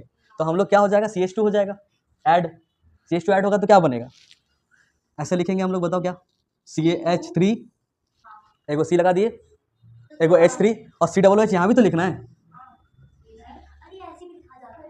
पहले तुम ये करते, देखो पहले तुम ये कर रहे हो ना, CH2 ऐड करना है, तो क्या लिखोगे तुम, क्या लिखने का मन कर रहा है तुम, C2H3, अच्छा 3, चलो ठीक है, OOH, ऐसे हमको COOH साथ में रखना है, ये याद रखना, इसको साथ में ही रखना है, इसको छेड़छाड़ नहीं करना है, और CH2 जोड़ना है। तो हाँ एक C इधर कर दिए, और H2 और ये H मिलकर क्या बन गया, H3, और COOH साथ में लिख दिए। ऐसे लिख सकते हो, बट पैटर्न में नहीं लिख पा रहे हो तुम। पैटर्न में क्या करना होता है कि हाँ मार्क्स कट सकता है, क्योंकि फंक्शनल ग्रुप को दिखाना है, हाईलाइट करना है कि मेरे साथ ये फंक्शनल ग्रुप है, ये R ग्रुप है, मिथाइल ग्रुप, यही है तुम्हारा R ग्रुप, और ये C डबल, ले कल वाला भूल गया। R ग्रुप मतलब क्या होता है मोनालिसा, R मतलब अल्काइल ग्रुप। ये बेचारी वीडियो देख के आ रही है, फिर भी बता रही है मिथेनोइक एसिड, क्योंकि एक कार्बन था तो मिथेनोइक, और ये वाला का नाम क्या हो गया, 2 कार्बन है तो क्या हो जाएगा, इथेनोइक एसिड। हाँ उसके बाद प्रोपेनॉइक, H5 बना दिए, COOH, CH2 बढ़ाएं, एक कार्बन बढ़ाएं और 2 हाइड्रोजन बढ़ाएं, बस इसका नाम हो जाएगा प्रोपेनॉइक एसिड। हटा नहीं, यहाँ पे हम लोग नेक्स्ट होमोलॉगस सीरीज लिख रहे हैं, तो होमोलॉगस सीरीज में क्या ऐड करते हैं, ये याद हुआ, CH2 ऐड करते हैं, तो एक कार्बन इसमें ऐड करोगे, एक कार्बन यहाँ पे है, एक कार्बन ऐड हो जाएगा, 2 हो जाएगा, 3 था, 2 और ऐड करना हाइड्रोजन, तो 5 हो गया। बाकी ये वाला जैसा है वैसा। और पहला अगर ऐसा दिया हुआ है CH3 CH2 CH2 CH3, ये दिया हुआ है, इसका नाम बताना है। तो स्टेप 1 क्या है, मेन चेन पता कीजिए। हम लोग स्टेप्स यहाँ पे लिखते रहेंगे। आइडेंटिफाई, सबसे पहले क्या करना है, आइडेंटिफाई क्या करना है, मेन चेन। मेन चेन अब क्या होता है, यहाँ पे सवाल उठता है, तुम लोग ध्यान नहीं दोगे बड़ा खतरनाक छूट जाएगा चीज। हाँ हाँ पेरेंट चेन भी बोलते हैं, बहुत बढ़िया। मेन चेन को पेरेंट चेन भी बोलते हैं, बट किसको बोलते हैं मेन चेन, कैसे पता करेंगे कि यही मेन चेन है। तो ऐसा chain which contains maximum number of carbons, ऐसा कोई भी चेन जिसमें सबसे ज्यादा क्या रहे, कार्बन रहे। तो यहाँ पे देखो कोई चेन नहीं है, एक ही चेन दिख रहा है बस। चेन कब होगा, बहुत 2-3 को, जैसे मान के चलो यहाँ भी रहता CH3, तो एक चेन ऐसा बन जाता, एक चेन ऐसा बन जाता। चेन मतलब बिना पेन उठाए तुम अगर पेन चला सकते हो, जैसे ये चला दिए, ये एक चेन बन गया, समझ में आ रहा है, ये एक चेन हो गया, बिना पेन चला पाए। इसको ई कवर नहीं हुआ तो ये बाहर वाला इंसान हो गया, चेन का पार्ट नहीं हुआ, इसको बोलते हैं ब्रांचिंग। ये हो गया क्या, ब्रांचिंग, या फिर ब्रांच चेन बोल सकते हो। समझ आ रहा है। अगर तुम इसको चेन बनाना चाहते तो ऐसे करना पड़ता, ऐसे करके ऐसे, इसको ये छूट जाता तो ये मेन चेन हो जाता, या फिर ये हो जाता, ऐसे करके ऐसे, ये चेन बन जाता, ये दोनों छूट जाता। तो कौन सा चेन हम लोग ले जिसमें मैक्सिमम नंबर ऑफ कार्बन हो, तो या तो ये ले सकते हैं, इसमें 3 कार्बन आएगा, इसमें 4, इसमें भी 4, तो या तो ये ले सकते हैं या तो ये ले सकते हैं। तो हम लोग ऑब्वियसली इसको लेंगे, बट अभी ना इसको हम लोग इंक्लूड नहीं कर रहे हैं। अभी हम लोग ऐसा सबसे ईजिएस्ट चीज़ देख रहे हैं कि मेन चेन मेरा क्या है, यही है, माथा खपाना ही नहीं है चेन फाइंड करने में। तो ये चेन हो गया मेन चेन मेरा, समझ में आ गया मेन चेन, पहला step clear, main chain. Number 2 numbering करना है, नंबरिंग ऑफ कार्बन्स, कार्बन का नंबरिंग करना है। बट कार्बन का नंबरिंग यहाँ पे करेंगे तो इधर से भी करें कोई दिक्कत नहीं है, 1 2 3 4 इधर से भी आएगा और उधर से भी 1 2 3 4 आएगा, कोई दिक्कत नहीं है। बट जब नंबरिंग करेंगे और बहुत सारा चीज़ एक्स्ट्रा ऐड रहेगा, तो हम लोग उधर से नंबरिंग करेंगे जिधर से डबल बॉन्ड और ट्रिपल बॉन्ड नज़दीक हो। अगर डबल बॉन्ड ट्रिपल बॉन्ड है तो, अगर कोई OH जुड़ा हुआ है, COOH जुड़ा हुआ है, कीटोन जुड़ा हुआ है, तो उधर से नंबरिंग करेंगे जिधर से ये लोग पास रहे। फंक्शनल ग्रुप क्या रहना चाहिए, पास रहना चाहिए। अगर क्लोरीन ब्रोमीन आयोडीन है तो भी, अगर Cl लिखा रहता है यहाँ पे, इस जगह पे Cl रहता है, यहाँ पे Cl लटका हुआ रहता है, तो इधर से ही नंबरिंग करते हैं 1 2 3 4, तो ये कितना नंबर में आ जाता है। अगर इधर से करेंगे तीसरे नंबर में आ जाएगा, तो ऑब्वियसली किधर से नंबरिंग करना पड़ेगा, उस साइड से। तो नंबरिंग उधर से करना है जिधर से 2 बात बोले अभी तक, या तो डबल बॉन्ड ट्रिपल बॉन्ड सामने हो, या तो फंक्शनल ग्रुप सामने हो, ठीक है। और तीसरा एक चीज़ और क्या बताए थे, नहीं याद आ रहा है, नहीं वो तो ऑब्वियसली अगर दोनों रहे तो, डबल बॉन्ड भी रहे और फंक्शनल ग्रुप भी रहे, प्रेफरेंस किसको देते थे, जो लोग पढ़े थे Anjali, double bond triple bond, सबसे पहला प्रेफरेंस किसको देते हैं हम लोग। यहाँ पे क्या लिख रहे हैं अभी, प्रेफरेंसेस। अगर सब चीज़ एक साथ रह जाए, डबल बॉन्ड भी है, फंक्शनल ग्रुप भी है, तो हम लोग सबसे पहला प्रेफरेंस किसको देते हैं, डबल बॉन्ड हो या ट्रिपल बॉन्ड हो, उसको सबसे पहला प्रेफरेंस देता है। तो बोलोगे सर डबल बॉन्ड भी रहे ट्रिपल बॉन्ड भी रहे तो क्या करेंगे? ऐसा नहीं होता है, कोई एक ही रहेगा। सबसे ज़्यादा प्रेफरेंस किसको देंगे? इसको देंगे, एक उसके बाद देंगे किसको? फंक्शनल ग्रुप को। और तीसरा वाला एक्सपेक्ट किया तुम लोग बताओगे, नहीं बता पाए। तीसरा वाला होता है सब्स्टिट्यूट, ठीक है, याद आ रहा है? नहीं याद आ रहा है, हाँ उसको नहीं, तो तुम लोग से एक्सपेक्टेशन नहीं कर रहे हैं, वो लोग जो लोग पढ़ी थी बता रहे हैं अभी। सब्स्टिट्यूट का मतलब क्या क्या होता है देखो, सब्स्टिट्यूट में कोई भी अल्काइल ग्रुप हो सकता है या तो कोई भी हैलोजन ग्रुप हो सकता है। अल्काइल ग्रुप का मतलब याद है? मतलब याद है कि कोई भी स्टेबल कंपाउंड रहे उससे एक हाइड्रोजन हट गया हो तो उसको अल्काइल ग्रुप बोलते हैं। जैसे कि CH3, CH4 होना चाहिए था मीथेन, उससे एक हाइड्रोजन हट गया तो क्या बन गया? CH3। तो CH3 एक अल्काइल ग्रुप है। C2H6 इथेन होता है, उससे एक हाइड्रोजन हट गया तो C2H5 बन गया। तो C2H5 एक तरह का क्या है? अल्काइल ग्रुप है। उसके अलावा सब्स्टिट्यूट कौन कहलाएगा? हैलोजन लोग। क्लोरीन लटका हुआ है, ब्रोमीन लटका हुआ है, आयोडीन, ये सब क्या है? सब हैलोजन है। हैलोजन मतलब ग्रुप 17 का एलिमेंट्स लोग, पीरियोडिक टेबल का ग्रुप 17, ठीक है। तो वो हैलोजन अगर लटका हुआ है तो उसको भी सब्स्टिट्यूट में काउंट करेंगे और उसको भी नंबरिंग पहले करेंगे, बट अगर तीनों हो तो सबसे लास्ट में उसी को देंगे प्रेफरेंस। सबसे ज़्यादा इज्जत किसको देना है? डबल ट्रिपल, उसके बाद समझ में आ रहा है? तो यहाँ पे तो कोई नहीं है तो कोई झमेला नहीं है, 1 2 3 4 1 2 3 4 हो गया। इसका नाम क्या हो जाएगा? सबसे पहले देखो कितना कार्बन है उसको सबसे पहले लिखेंगे, तो 4 तो लिखेंगे ब्यूट, ठीक है। और सब सारा कार्बन कार्बन के बीच में कौन सा बॉन्ड है? सिंगल, तो क्या लगा देंगे? एन। कोई झमेला नहीं है, तुम लोगों को पता है ऑलरेडी। दूसरा एग्जाम्पल से आगे बढ़ते हैं, सेम लेते हैं CH3 CH2 CH2 CH3, but इस जगह में अब यहाँ पे CH2 होगा। क्या इस कार्बन का बॉन्ड सारा कंप्लीटेड है? 2 3 4 कंप्लीटेड है, तो एक घटा देते हैं, तो एक के लिए और रेडी हो गया ये। तो उस जगह में किसको लटका देते हैं? किसी एक सब्स्टिट्यूट को, जिसको बोलोगे अल्काइल ग्रुप लटका है कि क्लोरीन ब्रोमीन ये सब लटका है? हैलोजन ग्रुप लटका देते, तो ब्रोमीन लटका देते हैं। तो इसमें अब मेन चेन पता करने में कोई दिक्कत नहीं है क्योंकि इधर तो कार्बन है ही नहीं, तो यही है मेरा मेन चेन। तो मेन चेन आइडेंटिफाई करना सीख गए। दूसरा नंबरिंग करना, नंबरिंग उधर से करेंगे जिधर से ये तीनों सामने नज़दीक पड़े, बट ये तो है नहीं, ये भी नहीं है, तो किसको प्रेफरेंस देंगे? तो नंबरिंग किधर से करना पड़ेगा? 1 2 3 4, 4 कार्बन अभी भी है, बट अब नाम कैसे होगा वो देखो। सबसे पहले सब्स्टिट्यूट का पोजीशन लिखेंगे, कहाँ पे है सब्स्टिट्यूट, कहाँ पे है, कितने नंबर में? 2, तो लिखेंगे 2। फिर सब्स्टिट्यूट का जो प्रीफिक्स बताए थे वो लिखना है। तो ब्रोमीन का क्या होता था? ब्रोमो, याद करो, लिखवाए हैं, कल ही लिखवाए हैं, 2 ब्रोमो, ठीक है। उसके बाद लिखेंगे मेन चेन का रूट वर्ड। मेन चेन का रूट वर्ड मतलब यही होता है, ब्यूट मीथ प्रॉप ई, ये इसको बोलते हैं रूट वर्ड, ठीक है। तो इसका रूट वर्ड क्या है? ब्यूट, ठीक है। और कहीं डबल बॉन्ड दिख रहा है क्या? तो एन हो जाएगा, ठीक है। तो नाम इसका क्या हो जाएगा? 2 ब्रोमो ब्यूटेन। समझ में आते जा रहा है? इसको लिख लो इतना। मेन चेन पता चल रहा है कौन सा होगा? कौन सा? ये वाला पूरा? कितना कार्बन आ रहा है इसमें? 1 2 3 4 5, और इसमें देखो, समझ में आ रहा है? अगर इसको मेन चेन माना जाए, ये दिख रहा है, ये वाला एक ही बार पेन चलाने से आ जाएगा ना पूरा, तो यही मेन चेन होना चाहिए क्योंकि इसमें ज़्यादा नंबर ऑफ कार्बन्स है, ये सब ध्यान देना है। मेन चेन कौन होगा? अगर ये कर देते, देखने में तो यही मेन चेन जैसा लग रहा है, ये लग रहा है ब्रांचिंग है, बट ऐसा नहीं है, यही मेन चेन है, ये ब्रांच है, ठीक है। अब नंबरिंग इसमें क्या क्या है? एक तो डबल बॉन्ड है, और ये क्या है? ये किस कैटेगरी में आता है? सब्स्टिट्यूट, मतलब ये है क्या? अल्काइल ग्रुप है। समझ आ रहा है क्या? तो अब दोनों है, किसके नज़दीक से करना सही रहेगा? डबल बॉन्ड को प्रेफरेंस ज़्यादा देंगे। अगर इसको प्रेफरेंस ज़्यादा देते तो इधर से नंबरिंग करना होता, तो ये 3 नंबर में आ जाता और डबल बॉन्ड कितना नंबर में आ जाता? 4, नियरेस्ट वाला। 4 में भी है, 5 में भी है, बट 4 वाला बोलते हैं। तो 1 2 3 4 get on the dance floor. हाँ, तो ये 3 में आ रहा है और 4 में आ रहा है। 3 में आ रहा है सब्स्टिट्यूट, 4 में आ रहा है डबल बॉन्ड। अगर उधर से करें तो 2 में ही आ जा रहा है डबल बॉन्ड, और कितना नंबर में आ रहा है? ये 4 नंबर में।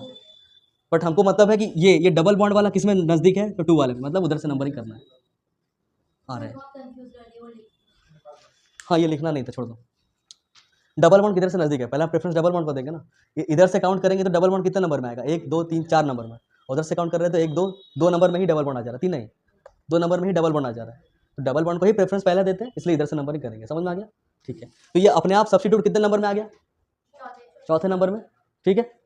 चलो अभी नंबरिंग करते हैं, सॉरी नाम लिखते हैं।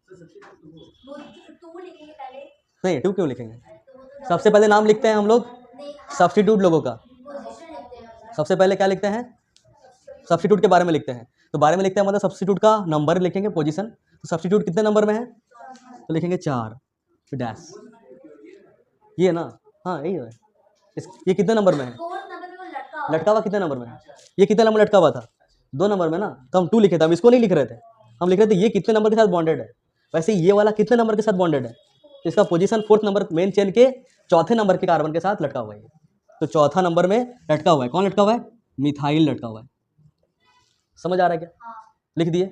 उसके बाद और कुछ सब्स्टिट्यूट दिख रहा है कहीं, अगर होता तो उसका भी लिखते हैं ऐसे कि मान के चलो यहाँ पे एक क्लोरीन लटका हुआ रहता तो लिखते हैं फिर 5 क्लोरीन क्लोरो, बट नहीं है तो कोई बात नहीं। इसके बाद डायरेक्टली 4 मिथाइल हो गया, आपको और है नहीं सब्स्टिट्यूट, तो अब क्या लिखेंगे, रूट वर्ड। तो रूट वर्ड मतलब कितना कार्बन है, मेन चेन में कार्बन देखना है, मेन चेन में कितना कार्बन है, 6, तो क्या लिख देंगे, हेक्स। ठीक है, अगर एन है, एन सिंगल बॉन्ड, कहीं डबल बॉन्ड ट्रिपल बॉन्ड नहीं होता, डायरेक्टली एन लिख देते हैं चिपका के। अगर इन है या आइन है तो उस इन और आइन का भी पोजीशन लिखना पड़ेगा, उसके बाद इन और आइन लिखना पड़ेगा। मतलब इन जो है कितने नंबर में है, तो ये डबल बॉन्ड कितने नंबर में है, ये डायरेक्टली लिखेंगे इन तो नहीं चलेगा, ये गलत हो जाएगा। कितने नंबर में है, तो 2 इन लिखना पड़ेगा, कि डबल बॉन्ड तो है पर डबल बॉन्ड यहाँ भी हो सकता था, यहाँ भी हो सकता था, यहाँ भी हो सकता था, यहाँ भी हो सकता था, बट कितने नंबर में ये घूम रहा है, तो दूसरे नंबर पे है, तो 2 इन लिख दिए, बस हो गया, और कुछ तो है नहीं। तो हो जाएगा पूरा नाम क्या, 4 मिथाइल हेक्स 2 इन, इसका नाम।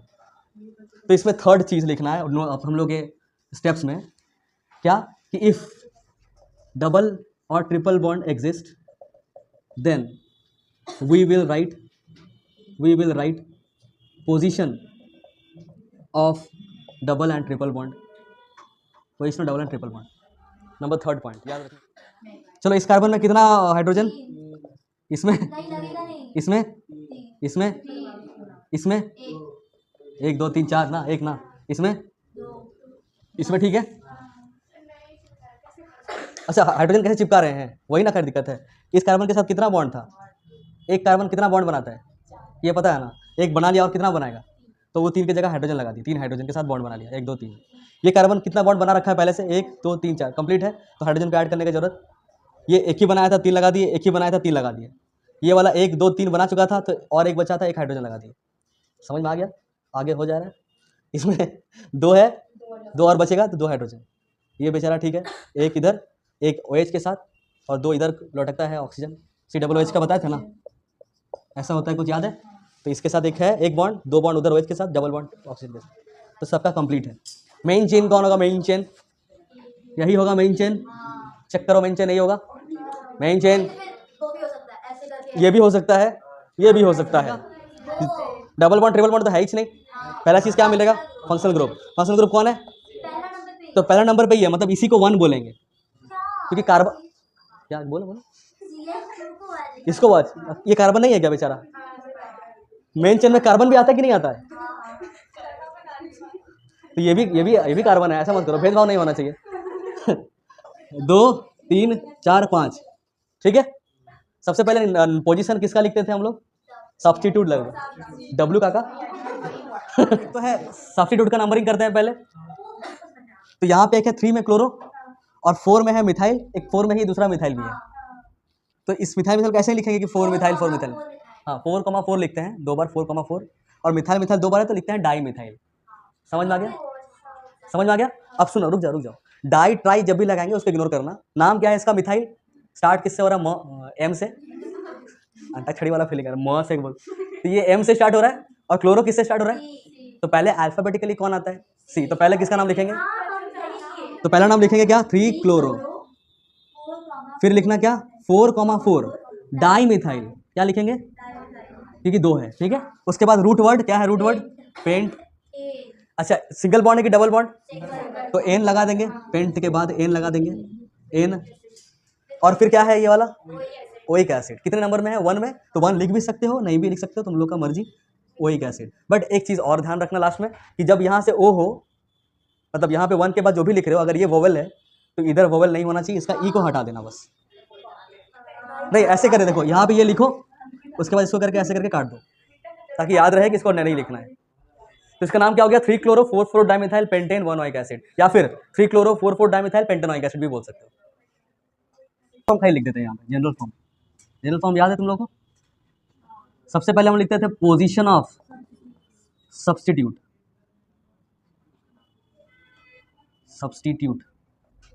फिर उसका नेम ऑफ सब्स्टिट्यूट, नेम और सफिक्स, नेम ऑफ सब्स्टिट्यूट।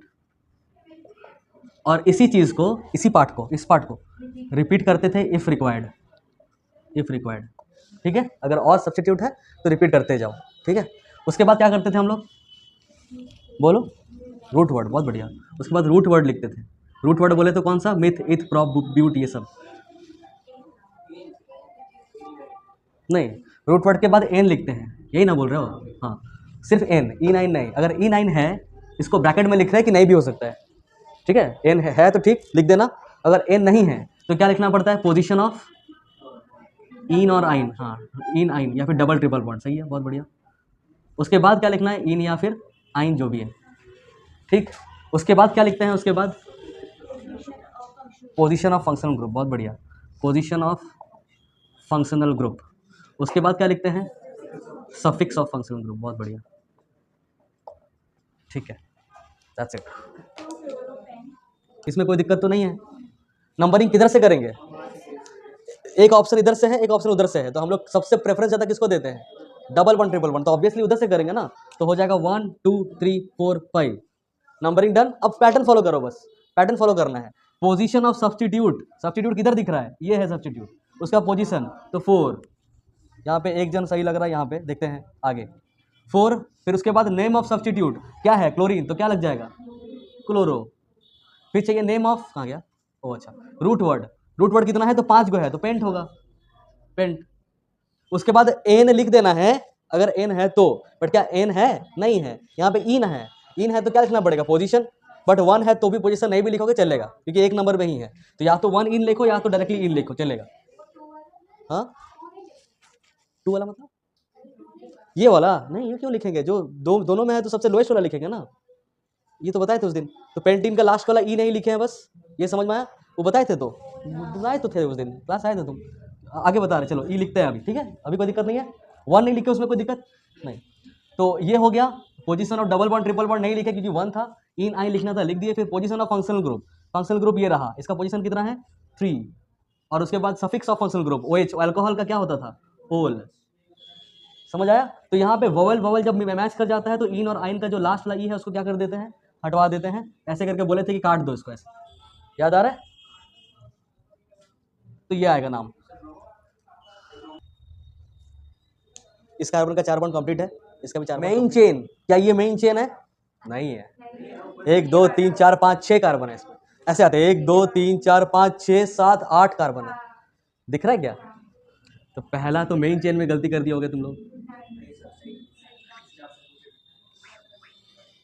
ये समझ में आ गया? मेन चेन सबसे पहला प्रेफरेंस किसको देता है नंबरिंग में, डबल या ट्रिपल बॉन्ड को। इधर से गिन के देखते हैं, 1 2 3 चौथा नंबर में आ रहा है ट्रिपल बॉन्ड। उधर से करके देखते हैं, 1 2 3 4 चौथा नंबर पे आ रहा है, तो दोनों तरफ से सेम सेम हो रहा है, तो इसलिए कहीं से भी कर दे क्या, नहीं। डबल बॉन्ड ट्रिपल बॉन्ड का खेला खत्म हो गया। नेक्स्ट किसको प्रेफरेंस देते हैं, फंक्शनल ग्रुप। अब फंक्शनल ग्रुप किधर से नजदीक पड़ना है वो देखना है। यहाँ फंक्शनल ग्रुप कहीं दिख रहा है तुम लोगों को, ये दिख रहा है, ये ओन वाला, कीटोन, कीटोन 1 2 तीसरे नंबर में कीटोन है, और वहां से 1 2 3 4 5 छठा नंबर में कीटोन है। तो हम लोग इधर से करेंगे 1 2 3 4 5 6 7 8। गलती हो गया। पहले हम लोग, अब नंबरिंग का काम हो जाए और मेंशन हो जाए तो हम लोग आ जाते हैं पैटर्न में। सबसे पहले पोजीशन ऑफ सब्स्टिट्यूट और नेम ऑफ सब्स्टिट्यूट, यही दोनों को रिपीट करते हैं बार बार, अगर बहुत सारा है तो। कितना सब्स्टिट्यूट है, एक ये सब्स्टिट्यूट है, ये है क्या सब्स्टिट्यूट, नहीं ये फंक्शनल ग्रुप है। ये भी सब्स्टिट्यूट है, ये क्या है, ये कौन सा सब्स्टिट्यूट, अल्काइल ग्रुप, मिथाइल है ये। और एक ये भी है, दिख रहा है 3। अब ये है क्लोरो, ये है ब्रोमो, और ये है मिथाइल। म ब क, sorry C, ABCD alphabetical order में सबसे पहले कौन आता है, बी। तो सबसे पहले किसका नाम लिखना पड़ेगा, ब्रोमो का। उसके बाद किसका लेना पड़ेगा, क्लोरो का। उसके बाद किसका, मिथाइल का। और इसको रिपीट करते रहना, इसी 3 को, 1 2 फिर 1 2 फिर 1 2 3 बार ऐसे, क्योंकि रिपीट लिखा हुआ इफ रिक्वायर्ड। समझ आया क्या? तो हम लोग लिखते हैं, तुम्हारा गलत हो गया तो मिटा देते हैं तुम्हारा वाला, और किधर लिख सकते हैं हम लोग, 7 ब्रोमो। नेक्स्ट बताओ, 2 क्लोरो, 5 मिथाइल, 5वां नंबर में मिथाइल। चलो इसका काम 3 बार करके खत्म हो गया। रूट वर्ड ऑक्ट, एन है नहीं, इन और आइन में से आइन है, तो आइन का लिखेंगे पोजीशन। 4 और 5 में, बट लिखेंगे कौन सा, छोटा वाला, 4 आइन। आइन का ई लिखने का जरूरत नहीं है, ये हटा देना, वाई नहीं लिखना सिर्फ। ऐसा मत सोचना कि वाई कैसे, कुछ तो है ही नहीं, ऐसा मत सोचना। नेक्स्ट उसके बाद पोजीशन ऑफ एफ जी कितने नंबर में है 3 और कीटोन है तो ओन। चलिए शुरू कीजिए। मेन चेन ही फाइंड करना चैलेंज है। चलो मेन चेन पता करते हैं। 1 2 3 4 5 या तो ये या तो 1 2 3 4 5 6 या तो 1 2 3 4 5 6 या तो 1 2 3 4 5 6 और कुछ तरीके से हो सकता है नहीं, मतलब ये सही लग रहा है, इसको ले लेते हैं। नहीं नहीं ये भी ले सकते हो, ये भी ले सकते हो, कोई दिक्कत नहीं, सब में सेम आंसर आएगा। ये ठीक है, मेन चेन डन। सबसे पहला प्रेफरेंस देते हैं हम लोग डबल बॉन्ड को। हाँ हाँ सही बोल रही हो। तो 1 2 3 3 नंबर में आ रहा है और उधर से करने पे 1 2 3 3 नंबर पे आ रहा है, दोनों में सेम आ गया। तो अब किसको प्रेफरेंस देंगे? फंक्शनल है, फंक्शनल हाइड्रोजन कहाँ से आ गया? तो इधर से करना पड़ेगा 1 2 3 4 5 6। ठीक, कोई दिक्कत यहाँ तक नहीं, हो गया काम इतना। अब आते हैं इस पे। सब्स्टिट्यूट कहाँ कहाँ है देख लो, एगो यहाँ है, एगो यहाँ है, एगो यहाँ है, एगो यहाँ है। ठीक है, एगो तो क्लोरो है और 3 गो मिथाइल है। समझ आ रहा है? तो पहले नहीं आ रहा है, मिथाइल लिखेंगे पहले कि क्लोरो लिखेंगे पहले? क्लोरो। तो सबसे पहले लिखेंगे 3 क्लोरो, इसी को कर दे क्या, देखते हैं। 3 क्लोरो, हाँ सही है। फिर होना चाहिए 4,5,5 ट्राई मिथाइल, 4,5,5 ट्राई मिथाइल, सही है, बहुत बढ़िया। उसके बाद लिखना था रूट वर्ड कितना है 6, तो हेक्स, ये भी सही है। उसके बाद पोजीशन ऑफ डबल या ट्रिपल बॉन्ड का पोजीशन 3 नंबर पे है तो 3। इन है तो इन, ये भी सही है। उसके बाद 1 नंबर में ओइक एसिड, तो 1 लिखना जरूरी नहीं है, ओइक एसिड, ये सही है, बहुत बढ़िया। इसका नाम बताना है। हर एक पॉइंट पे एक कार्बन है, यहाँ पे कार्बन, यहाँ पे कार्बन, यहाँ पे कार्बन, यहाँ पे कार्बन, यहाँ पे कार्बन, यहाँ पे कार्बन, यहाँ पे कार्बन, यहाँ पे कार्बन। उसके बाद जहाँ जहाँ बच रहा है वहाँ हाइड्रोजन लगा दो। यहाँ पे एक बॉन्ड है तो H3 हो जाएगा, यहाँ पे 2 बॉन्ड है तो H2 हो जाएगा, यहाँ पे 4 बॉन्ड रहने दो, इसमें 2 बॉन्ड है CH2, इसमें एक 3 CH3, इसमें CH2, इसमें CH3, इसमें CH2 और इसमें CH3। इसका नाम बता सकते हो क्या? स्वास्तिक का नाम, स्वास्तिक का IUPAC नेम। ये हो जाएगा तुम्हारा मेन चेन। ओ अच्छा रुकना था, मेन चेन चलो बता ही दिए। तो 1 2 3 4 5, ये इसका नाम क्या है? इस वाले सब्स्टिट्यूट का नाम क्या है? इथाइल। तो हो जाएगा 3,3। अरे अभी तो बोले नहीं, 3,3 डाइथाइल पेंटेन, ये इसका नाम हो जाएगा। समझ में आया कैसे हुआ मोनालिसा? डाई, क्योंकि इधर भी इथाइल है 3 में लटका हुआ और इधर भी 2 कार्बन लटका हुआ है, इथाइल ही है। तो 3 में इथाइल। हाँ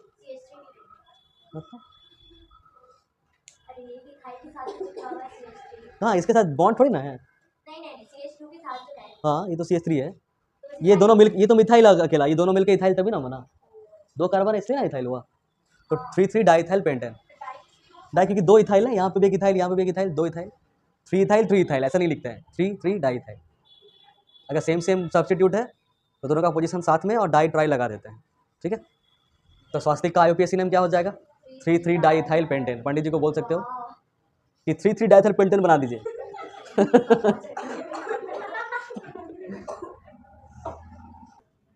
सेम केमिकल फॉर्मूला है, सेम केमिकल फॉर्मूला मतलब सेम एलिमेंट का बना हुआ चीज़ है।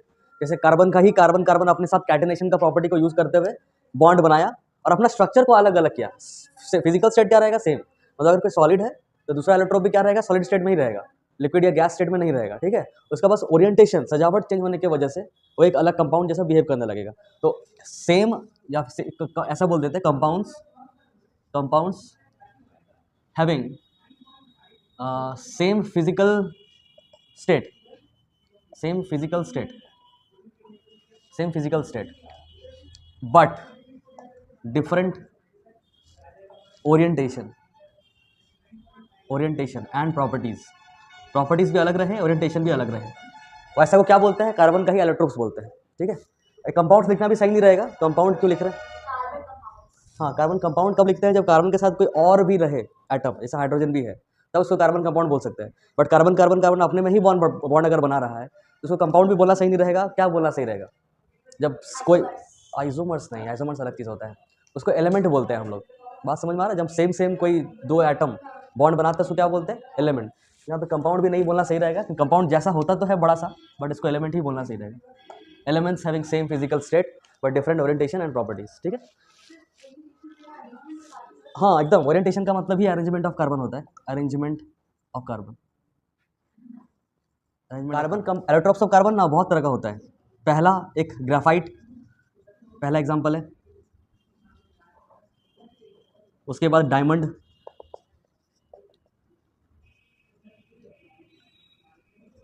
उसके बाद बकमिंस्टर फ्लोरीन, उसके बाद हमारा उसके बाद कार्बन, उसके बाद हमारा है इससे बहुत सारा होता है। इसमें मेरा एमटेक का जो मेरा थीसिस था, मेरा थीसिस इसी पे था, ग्राफीन पे ही, ग्राफीन बेस्ड। ग्राफीन ग्राफीन तुम लोग सुनोगे कुछ सालों बाद, 4-5 साल बाद तुम लोग सुनोगे ग्राफीन। मेरा था ग्राफीन बेस्ड डिस्प्ले, फ़ोन का डिस्प्ले पे थीसिस लिखे थे हम कि जैसे अगर इसका कोटिंग किया जाए तो वो और ज़्यादा स्ट्रॉन्गेस्ट हो जाता है, ये सब वगैरह।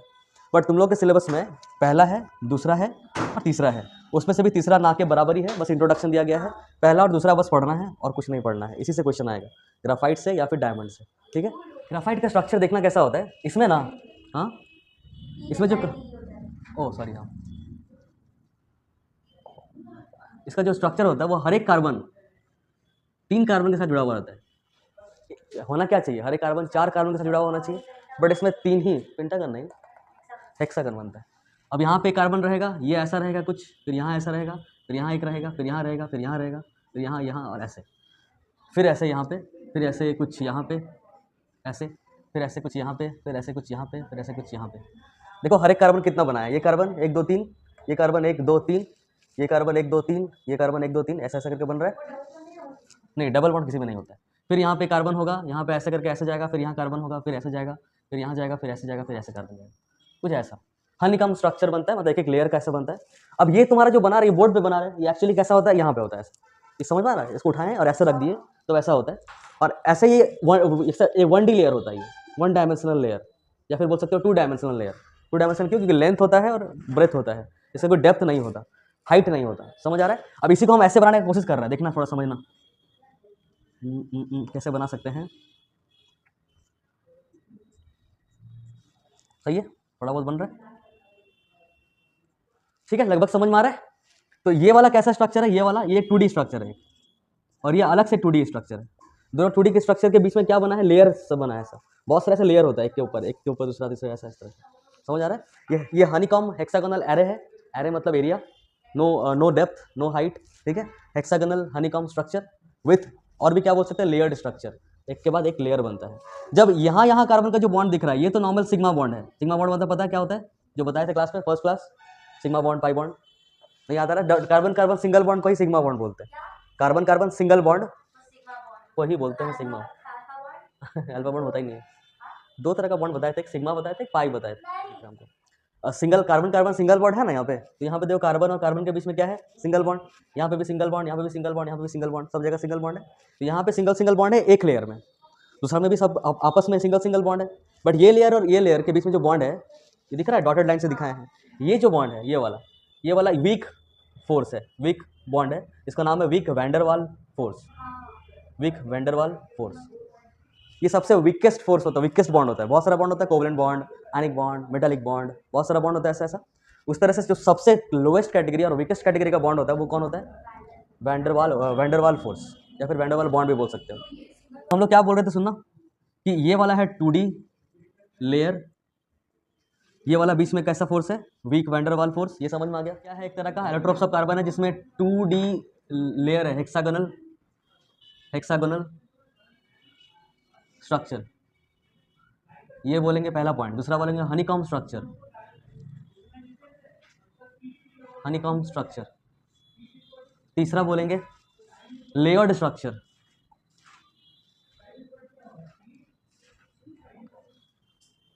वीक वैंडरवाल फोर्स,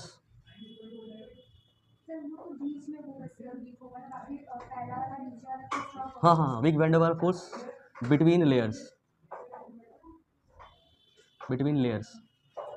तीसरा, 1 free electron in each carbon. हर एक कार्बन के पास, सुनना, हर एक कार्बन के पास 3 बॉन्ड पूरा हुआ है, जिस वजह से हर एक कार्बन का एक इलेक्ट्रॉन क्या रह गया, फ्री रह गया। हाँ, इसीलिए वो क्या करता है, इलेक्ट्रिसिटी कंडक्ट करता है। ग्राफाइट इलेक्ट्रिसिटी का गुड कंडक्टर है। कार्बन एक बेचारा नॉन मेटल है, मतलब पूरी मेटल तो नहीं है, मेटल नहीं होने के बावजूद भी गुड कंडक्टर इसलिए है क्योंकि उसका स्ट्रक्चर की वजह से, क्योंकि इसका स्ट्रक्चर ही ऐसा है कि हर एक कार्बन कितना बॉन्ड बना रहा है, बस 3। तो एक जो बच जा रहा है वो फ्री इलेक्ट्रॉन है, वो इधर उधर घूम सकता है, और फ्री इलेक्ट्रॉन ही क्या कंडक्ट करता है, इलेक्ट्रिसिटी कंडक्ट करता है, इसलिए गुड कंडक्टर ऑफ इलेक्ट्रिसिटी है। वन फ्री, बस डायमंड में 4 होता है बॉन्ड तो वो नहीं करेगा, diamond is a bad conductor of electricity. One free electron, sorry, one free electron in each carbon atom which makes it a good conductor of electricity.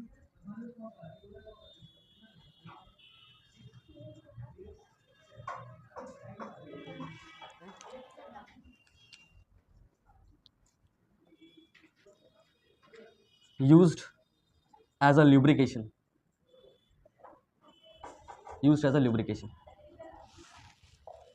Diamond का structure कैसा होगा, तो हर एक कार्बन नॉर्मली जैसा बनाया जाता है, 4 बॉन्ड ही बनाता है, और हर एक कार्बन के साथ जितना भी कार्बन जुड़ा हुआ रहेगा वो भी अलग से अपना क्या करेगा, 4 बॉन्ड बनाएगा, कुछ ऐसा इस तरह का बनते जाता है, एक नेटवर्क स्ट्रक्चर होता है।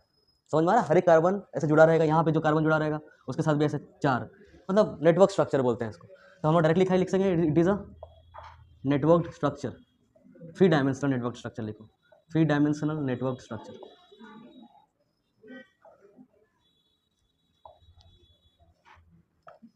ठीक, bad conductor of electricity,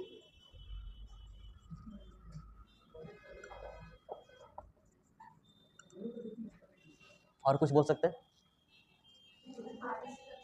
hardest material, हाँ बोल सकते हैं हार्डेस्ट मटेरियल। नेक्स्ट लिख लो इसी के बाद बकमिस्टर फुलरिन, कुछ खास लिखना नहीं है इसमें।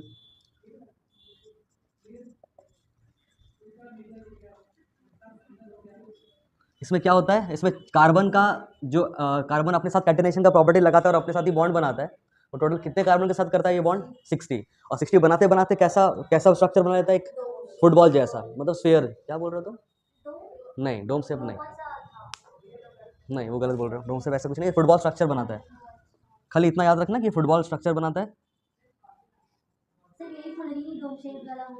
ये, और दूसरा याद रखना कि जो फुटबॉल का वो पैचेस बनता है ना, वो पेंटागनल स्ट्रक्चर बनता है, मतलब बनाया था इसने, पेंटागन सही बना रहे हैं हम, बताना कुछ ऐसा बनेगा, फिर इस तरह का कुछ और सारा बनेगा, सारा जितना पैचेस है सारा इस तरह का बनेगा, तो उसको लिखने की जरूरत नहीं है, इसमें खाली फुटबॉल स्ट्रक्चर ही याद रखो। सबसे पहला है एडिशन रिएक्शन, या फिर सबसे पहले कंबशन कर लेते हैं और उसके बाद कर लेंगे, हाँ कंबशन रिएक्शन। कंबशन का मतलब तुम लोगों को पता है, कोई भी चीज़ को अगर ऑक्सीजन के प्रेजेंस में बर्न किया जाता है उसी को कंबशन बोलते हैं। कंबशन रिएक्शन का और मतलब कुछ और एक्स्ट्रा नहीं होता। अगर तुम पेपर भी ले रहे हो और माचिस से उसको जला रहे हो तो उसका मतलब तुम कौन सा रिएक्शन को यहाँ पे कर रहे हो, कंबशन रिएक्शन कर रहे हो पेपर का। रोस्टिंग एक कंबशन का ही पार्ट है।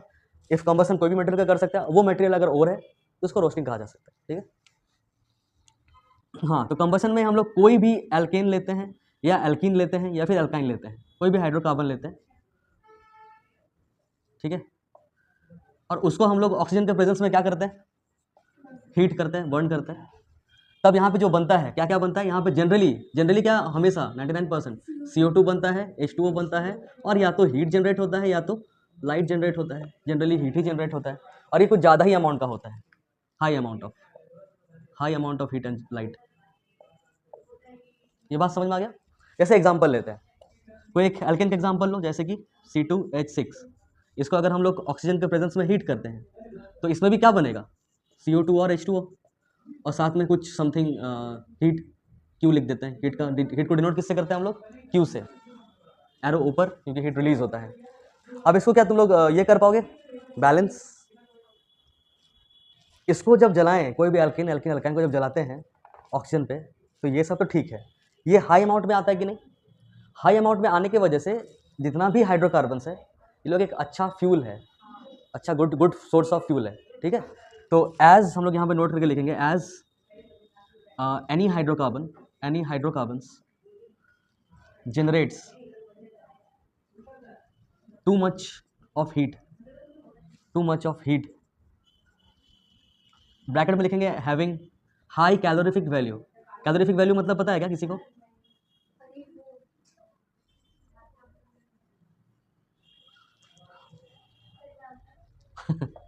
बता रहे। So they are good source of fuel. हाँ, कैलोरीफिक वैल्यू का मतलब सुनना। कैलोरीफिक वैल्यू का मतलब होता है कि एक वैल्यू है जो बताता है कि 1 केजी ऑफ वो अमाउंट मतलब मटेरियल लेंगे अगर, तो वो कितना ज़्यादा हीट रिलीज करेगा, उसको बोलते हैं कैलोरीफिक वैल्यू। जैसे मान के चलो तुम 1 केजी कागज लिए और 1 केजी कोयला ले लिए। अब 1 केजी कागज में तुम भात, दाल, सब्जी सब कुछ बना सकते हो क्या? नहीं बना सकते, बट 1 केजी कोयला में वो सब पॉसिबल है। तो दोनों 1 केजी ही लिए, बट ये जो कोयला था वो 1 केजी कोयला ज़्यादा अमाउंट ऑफ हीट प्रोड्यूस कर पा रहा है, इसलिए हम लोग उसका कैलोरीफिक वैल्यू क्या है, इसका मतलब कोयला का ज़्यादा है और इसका कैलोरीफिक वैल्यू कम है आयरन का, सॉरी कागज का, पेपर का। ठीक है, तो कैलोरीफिक वैल्यू क्लास 8 में था हमको लग रहा है, या 7 समझ में आ गई, गुड सोर्स ऑफ फ्यूल है। ठीक, इतना डन। अब कुछ कुछ फ्यूल देखना तुम लोग, ब्लू कलर का जलता है जैसे एलपीजी गैस, उसमें भी हम लोग एलपीजी गैस जो होता है ना वो एक तरह का, हाँ क्या, उसमें भी हाइड्रोकार्बन ही यूज़ होता है। ठीक है, हाइड्रोकार्बन वो भी है। और अगर हम लोग नॉर्मल कोई चीज़ जला रहे हैं जिसमें येलो फ्लेम निकल रहा है तो वो भी एक हाइड्रोकार्बन ही है, ब्लू फ्लेम या फिर hydro flame, sorry yellow flame, blue flame या फिर तुम्हारा येलो फ्लेम, दो ही तरह का निकलता है। अगर ब्लू निकल रहा है तो एक क्लीन फ्यूल है। क्लीन फ्यूल का मतलब कि उसमें जितना भी कार्बन है वो पूरा पूरी क्या हो जा रहा है, 100% बर्न हो जा रहा है, कुछ भी रेसिड नहीं बच रहा है, कुछ भी पोल्यूशन क्रिएट नहीं हो पा रहा है उससे। समझ आ गया क्या? दूसरा है तुम्हारा ये वाला जो येलो फ्लेम देता है, येलो फ्लेम वाला क्लीन फ्यूल नहीं है, उसमें खूब ज़्यादा पोल्यूशन होता है, बहुत पोल्यूशन होता है और उसमें कार्बन एमिशन होता है बहुत ज़्यादा। क्यों कार्बन एमिशन होता है? क्योंकि पूरी बर्न नहीं हो पाता है कार्बन, कुछ कुछ कार्बन बच जाता है और वही कार्बन क्या होता है, ऐसे धुआं के रूप में बाहर आता है बाहर, और उसी को पोल्यूशन हम लोग कह सकते हैं। क्योंकि कार्बन बाहर आ रहा है ना, कार्बन एक तरह का स्टेबल कंपाउंड है और वो बाहर आएगा तो पोल्यूशन करेगा, इसलिए बोलता है कार्बन एमिशन को रोकना चाहिए। जैसे कि कोई गाड़ी चल रहा है, अगर वो गाड़ी बहुत पुराना हो चुका है तो उसके अंदर का जो फ्यूल है उसका इंजन उसको बर्न नहीं कर पाएगा सही से, ठीक है, इसीलिए वो काला धुआं छोड़ता है, क्योंकि पूरा कार्बन बर्न नहीं हो पा रहा है, क्योंकि गाड़ी पुराना हो चुका है। नया है तो नया में उसका इंजन अच्छा से काम करेगा, पूरा का पूरा फ्यूल जो है फ्यूल टैंक का, वो इंजन में जो भी ये होता है, स्पार्क होता है, वो पूरी बर्न हो जाता है, तो उसका पूरा बर्न होने की वजह से वो सेफ है पोल्यूशन के हिसाब से। समझ आ रहा है? इलेक्ट्रिक व्हीकल में ऐसा कुछ होता नहीं है तो दिक्कत नहीं है, पोल्यूशन फ्री है। इस तरह से समझ में आ रहा है क्या क्या? एक है, उसके बाद दूसरा चीज़ एक होता है सूटी फ्लेम, एक होता है नॉन सूटी फ्लेम। सूटी फ्लेम का मतलब जिसमें काला धुआं निकलता है, उसको अगर कोई प्लेट रख दो तो उसमें काला कलर का पूरा एकदम काजल बन जाता है। हाँ, किसी भी कोई भी चीज़ चारकोल वारकोल को जलाओ, उससे धुआं निकलेगा, उसके ऊपर कुछ थाली वाली रखो, वो धुआं जाके यहाँ पे सटेगा और पूरा एकदम काजल बन जाएगा यहाँ पे। उसी काजल को वो लोग डिपॉजिट करके कुछ बेचता है, या फिर हम लोग नॉर्मली यज्ञ वगैरह में उसको यूज़ किया जाता है काजल को। तो क्या क्या, एक होता है सैचुरेटेड, एक होता है अनसैचुरेटेड। दोनों किसका टाइप्स है? हाइड्रोकार्बन्स का, अनसैचुरेटेड। तो सैचुरेटेड में कौन कौन आता है? इसमें बस एल्केन आता है और कुछ नहीं, सिर्फ एल्केन आता है। और इसमें कौन कौन आता है? एल्कीन या फिर एल्काइन। एग्जाम्पल बताओ इसका। जैसे कि मीथेन CH4, जैसे कि इथेन C2H6, जैसे कि प्रोपेन C3H, जल्दी नहीं बता पा रहे हो, ETC। इसमें बताओ, इसमें मीथीन होगा क्या? मीथीन, हाँ, मीथीन एग्जिस्ट नहीं करता, डायरेक्टली इथीन होगा। इथीन का फॉर्मूला क्या होता है? C2H4 ना।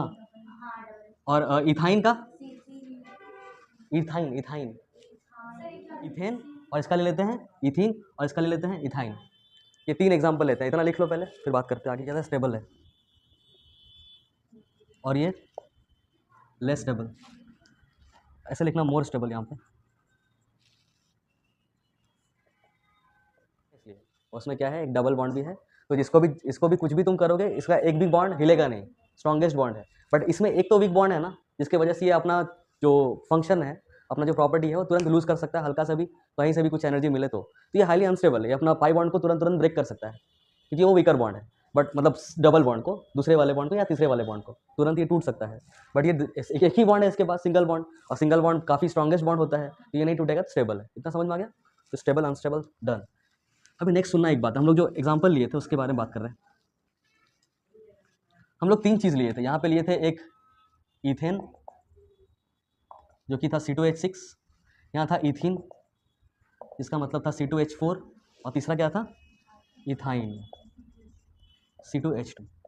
अब इन तीनों में हमको पता करना है कार्बन का परसेंटेज ऑफ कार्बन। ठीक है, पता करने आता है परसेंटेज ऑफ कार्बन। कैसे पता करेंगे वो देखो। अगर इसमें कार्बन का परसेंटेज निकालेंगे तो कार्बन कितना है वो देखेंगे, ऊपर लिखेंगे उसको, 2 कार्बन है। टोटल नंबर ऑफ एलिमेंट्स या टोटल नंबर ऑफ एटम्स लिखेंगे नीचे, जो कि कितना है 8, और इंटू क्या कर देंगे 100, तो इससे निकल जाएगा परसेंटेज। कितना आएगा जल्दी बताओ? 2 4 8, 4 25 100, मतलब 25%। समझ आ रहा है? इसमें देखते हैं, इसमें आ जा रहा है 2 कार्बन, कितना है टोटल 6, और इधर 100, तो 2 3 6, 100/3 मतलब 33 होल 1/3%। समझ आ रहा है? इसमें बताओ 2, इसमें भी टोटल 4 और इधर 100, 50%। मतलब क्या हुआ, धीरे धीरे परसेंटेज इंक्रीज कर रहा है। जैसे जैसे हम लोग सैचुरेटेड से अनसैचुरेटेड की ओर बढ़ रहे हैं तो न कार्बन का परसेंटेज क्या होते जा रहा है, इंक्रीज होते जा रहा है, बढ़ते जा रहा है। अब बताओ कि इसमें तीनों में से कार्बन एमिशन ज़्यादा कौन कर सकता है, इथेन इथिन की इथाइन? जब जलाया जाए इथाइन कर सकता है, क्योंकि सेम ऑक्सीजन सप्लाई करेंगे। मान के चलो यहाँ पे है C2H6, यहाँ पे है C2H4 और यहाँ पे है C2H2। तीनों को हम लोग सेम लेवल ऑफ ऑक्सीजन के साथ ट्रीट कर रहे हैं या फिर पास कर रहे हैं या फिर बर्न कर रहे हैं। तीनों को सेम ऑक्सीजन से बर्न कर रहे हैं, तो यहाँ पे भी बनेगा CO2 + H2O, यहाँ पे भी बनेगा CO2 + H2O और इधर भी बनेगा CO2 + H2O। ये तो समझ में आ गया। बट ये जो CO2H2O बन गया वो ठीक है, बट ज़्यादा जब बैलेंस करोगे इसको तो पता चलेगा ज़्यादा नंबर ऑफ कार्बन यहाँ पे जो बैलेंस करके आ रहा है इसमें सबसे ज़्यादा आने वाला है। ऐसा क्यों? क्योंकि इसमें परसेंटेज, इसमें देखने में वही लग रहा है कि छोटा सा लग रहा है कि सब में सर सेम ही है, इसमें भी 2, इसमें भी 2, इसमें भी 2, बट देखने से 2 लग रहा है, दोनों में सेम नंबर ऑफ कार्बन लग रहा है, बट परसेंटेज ऑफ कार्बन इसमें ही ज़्यादा है। अब इसमें क्या होगा, इसमें तुम क्या करोगे, इसमें तुम ऑक्सीजन दोगे, कम कार्बन है, सारा का सारा जल के खत्म, कार्बन एमिशन कम होगा। इसमें कुछ पार्ट होगा और कुछ पार्ट रह जाएगा, वो कार्बन एमिशन करेगा, और इसमें कुछ पार्ट से थोड़ा सा और ज़्यादा रहेगा और ज़्यादा कार्बन का एमिशन होगा। अब सूटी फ्लेम कौन कौन देगा बताना? सूटी फ्लेम मतलब काला जो, हाँ तो ये तो नहीं देगा, नो सूटी फ्लेम। ये सूटी फ्लेम देगा क्या? नो सूटी फ्लेम, एकदम क्लीन फ्यूल देगा, ये क्लीन देगा, क्लीन फ्यूल। और ये भी देगा सूटी फ्लेम और ये और ज़्यादा देगा सूटी फ्लेम। ये दोनों बात समझ में आया क्या?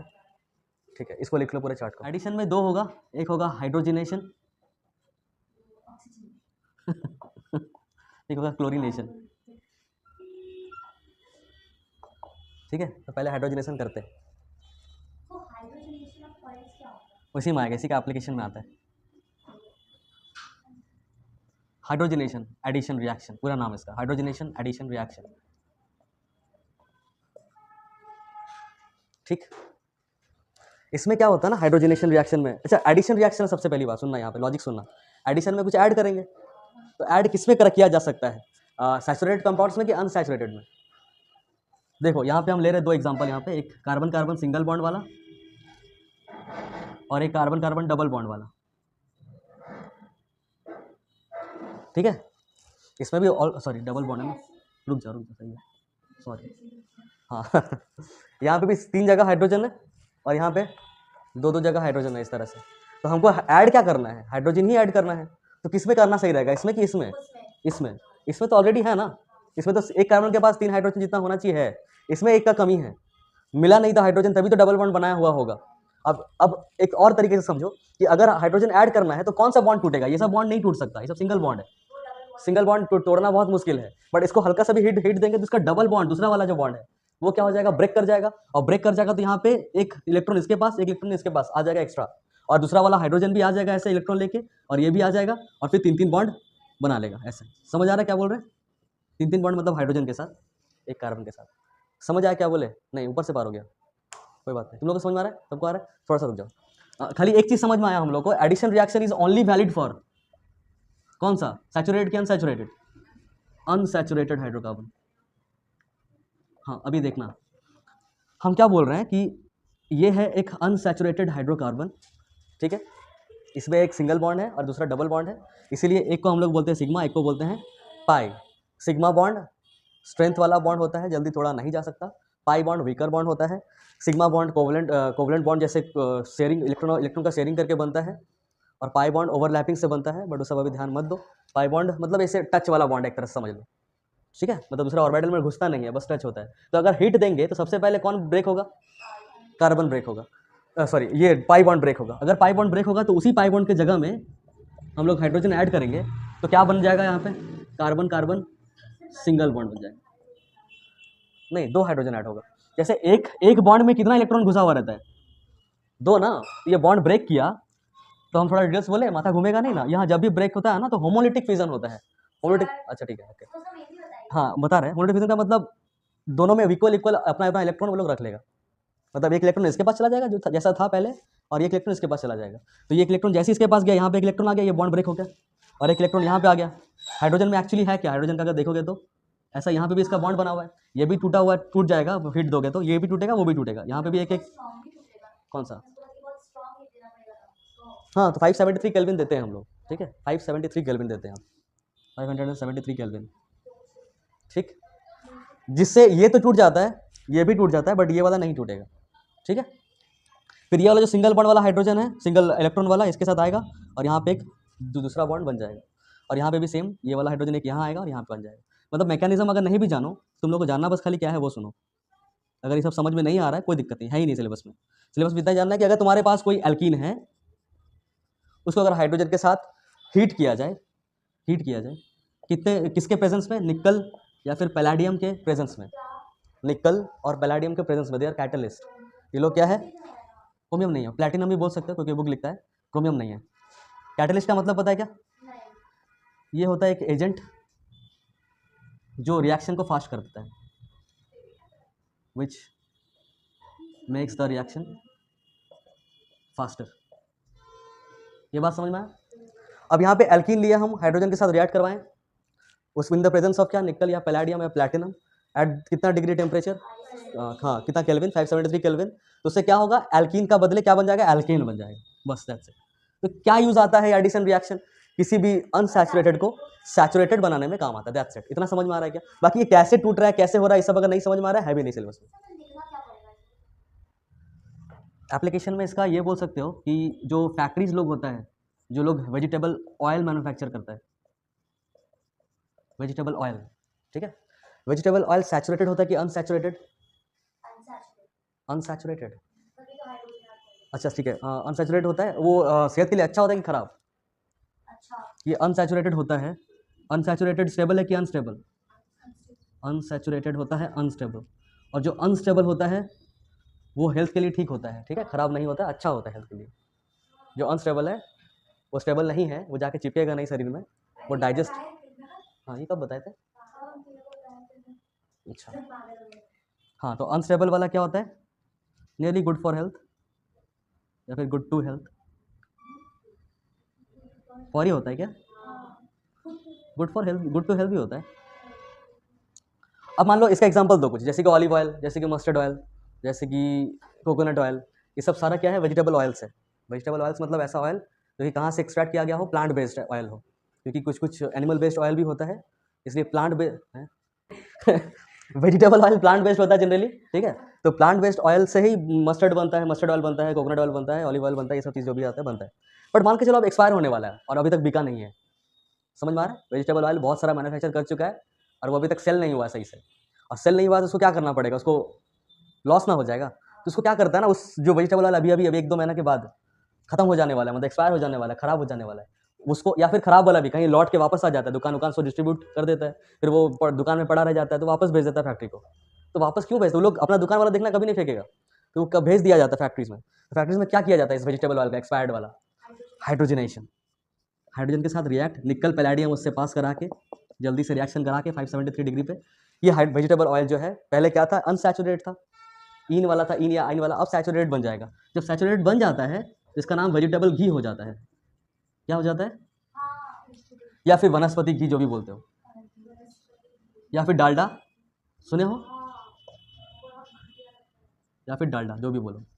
ये सैचुरेट होता है कि अनसैचुरेटेड, सैचुरेटेड, और सैचुरेट क्या हो चुका, अब स्टेबल हो चुका, अब वो अनहेल्दी भी है और अब मस्त रहेगा जिंदगी भर, कोई एक्सपायरी डेट नहीं।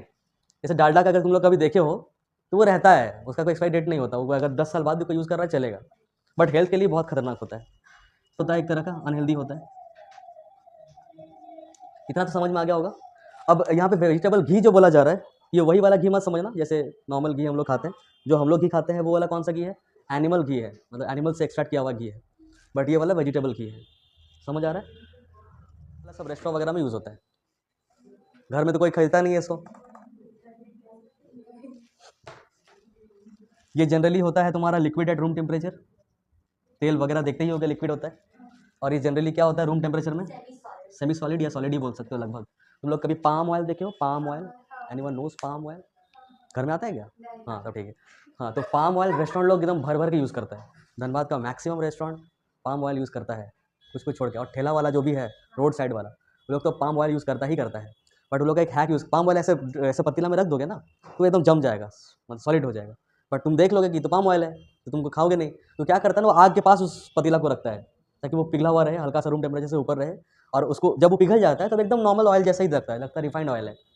वो एकदम लगेगा नॉर्मल तेल है, एकदम मस्त साफ सुथरा तेल रहेगा, उनको लगेगा। तो और एक वो बगल में वो भी रखेगा फॉर्च्यूनर का पैकेट कि हाँ यही, हाँ दिखाने के लिए कि ये इसी ऑयल को यूज़ किया गया है। बट वहाँ पे रहेगा पाम ऑयल पतीला में।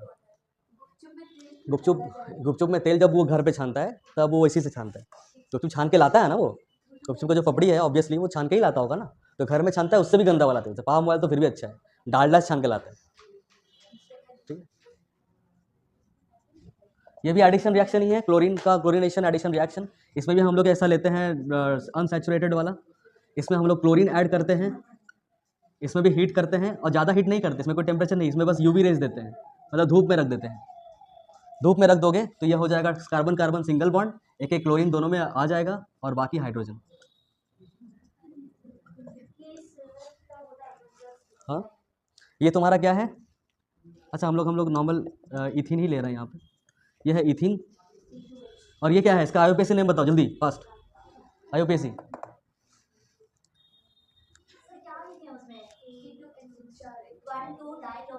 1,2 डाइक्लोरो, बहुत बढ़िया।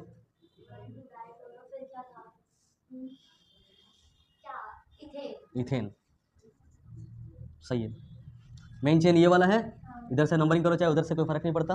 1 में भी क्लोरो है, 2 में भी क्लोरो है, तो 1,2 डाइक्लोरो, और मिथ इथ इथ, और सिंगल बॉन्ड है तो एन, 1,2 डाइक्लोरो इथेन। ठीक है, ज़्यादा सारे शायद क्लियर हो।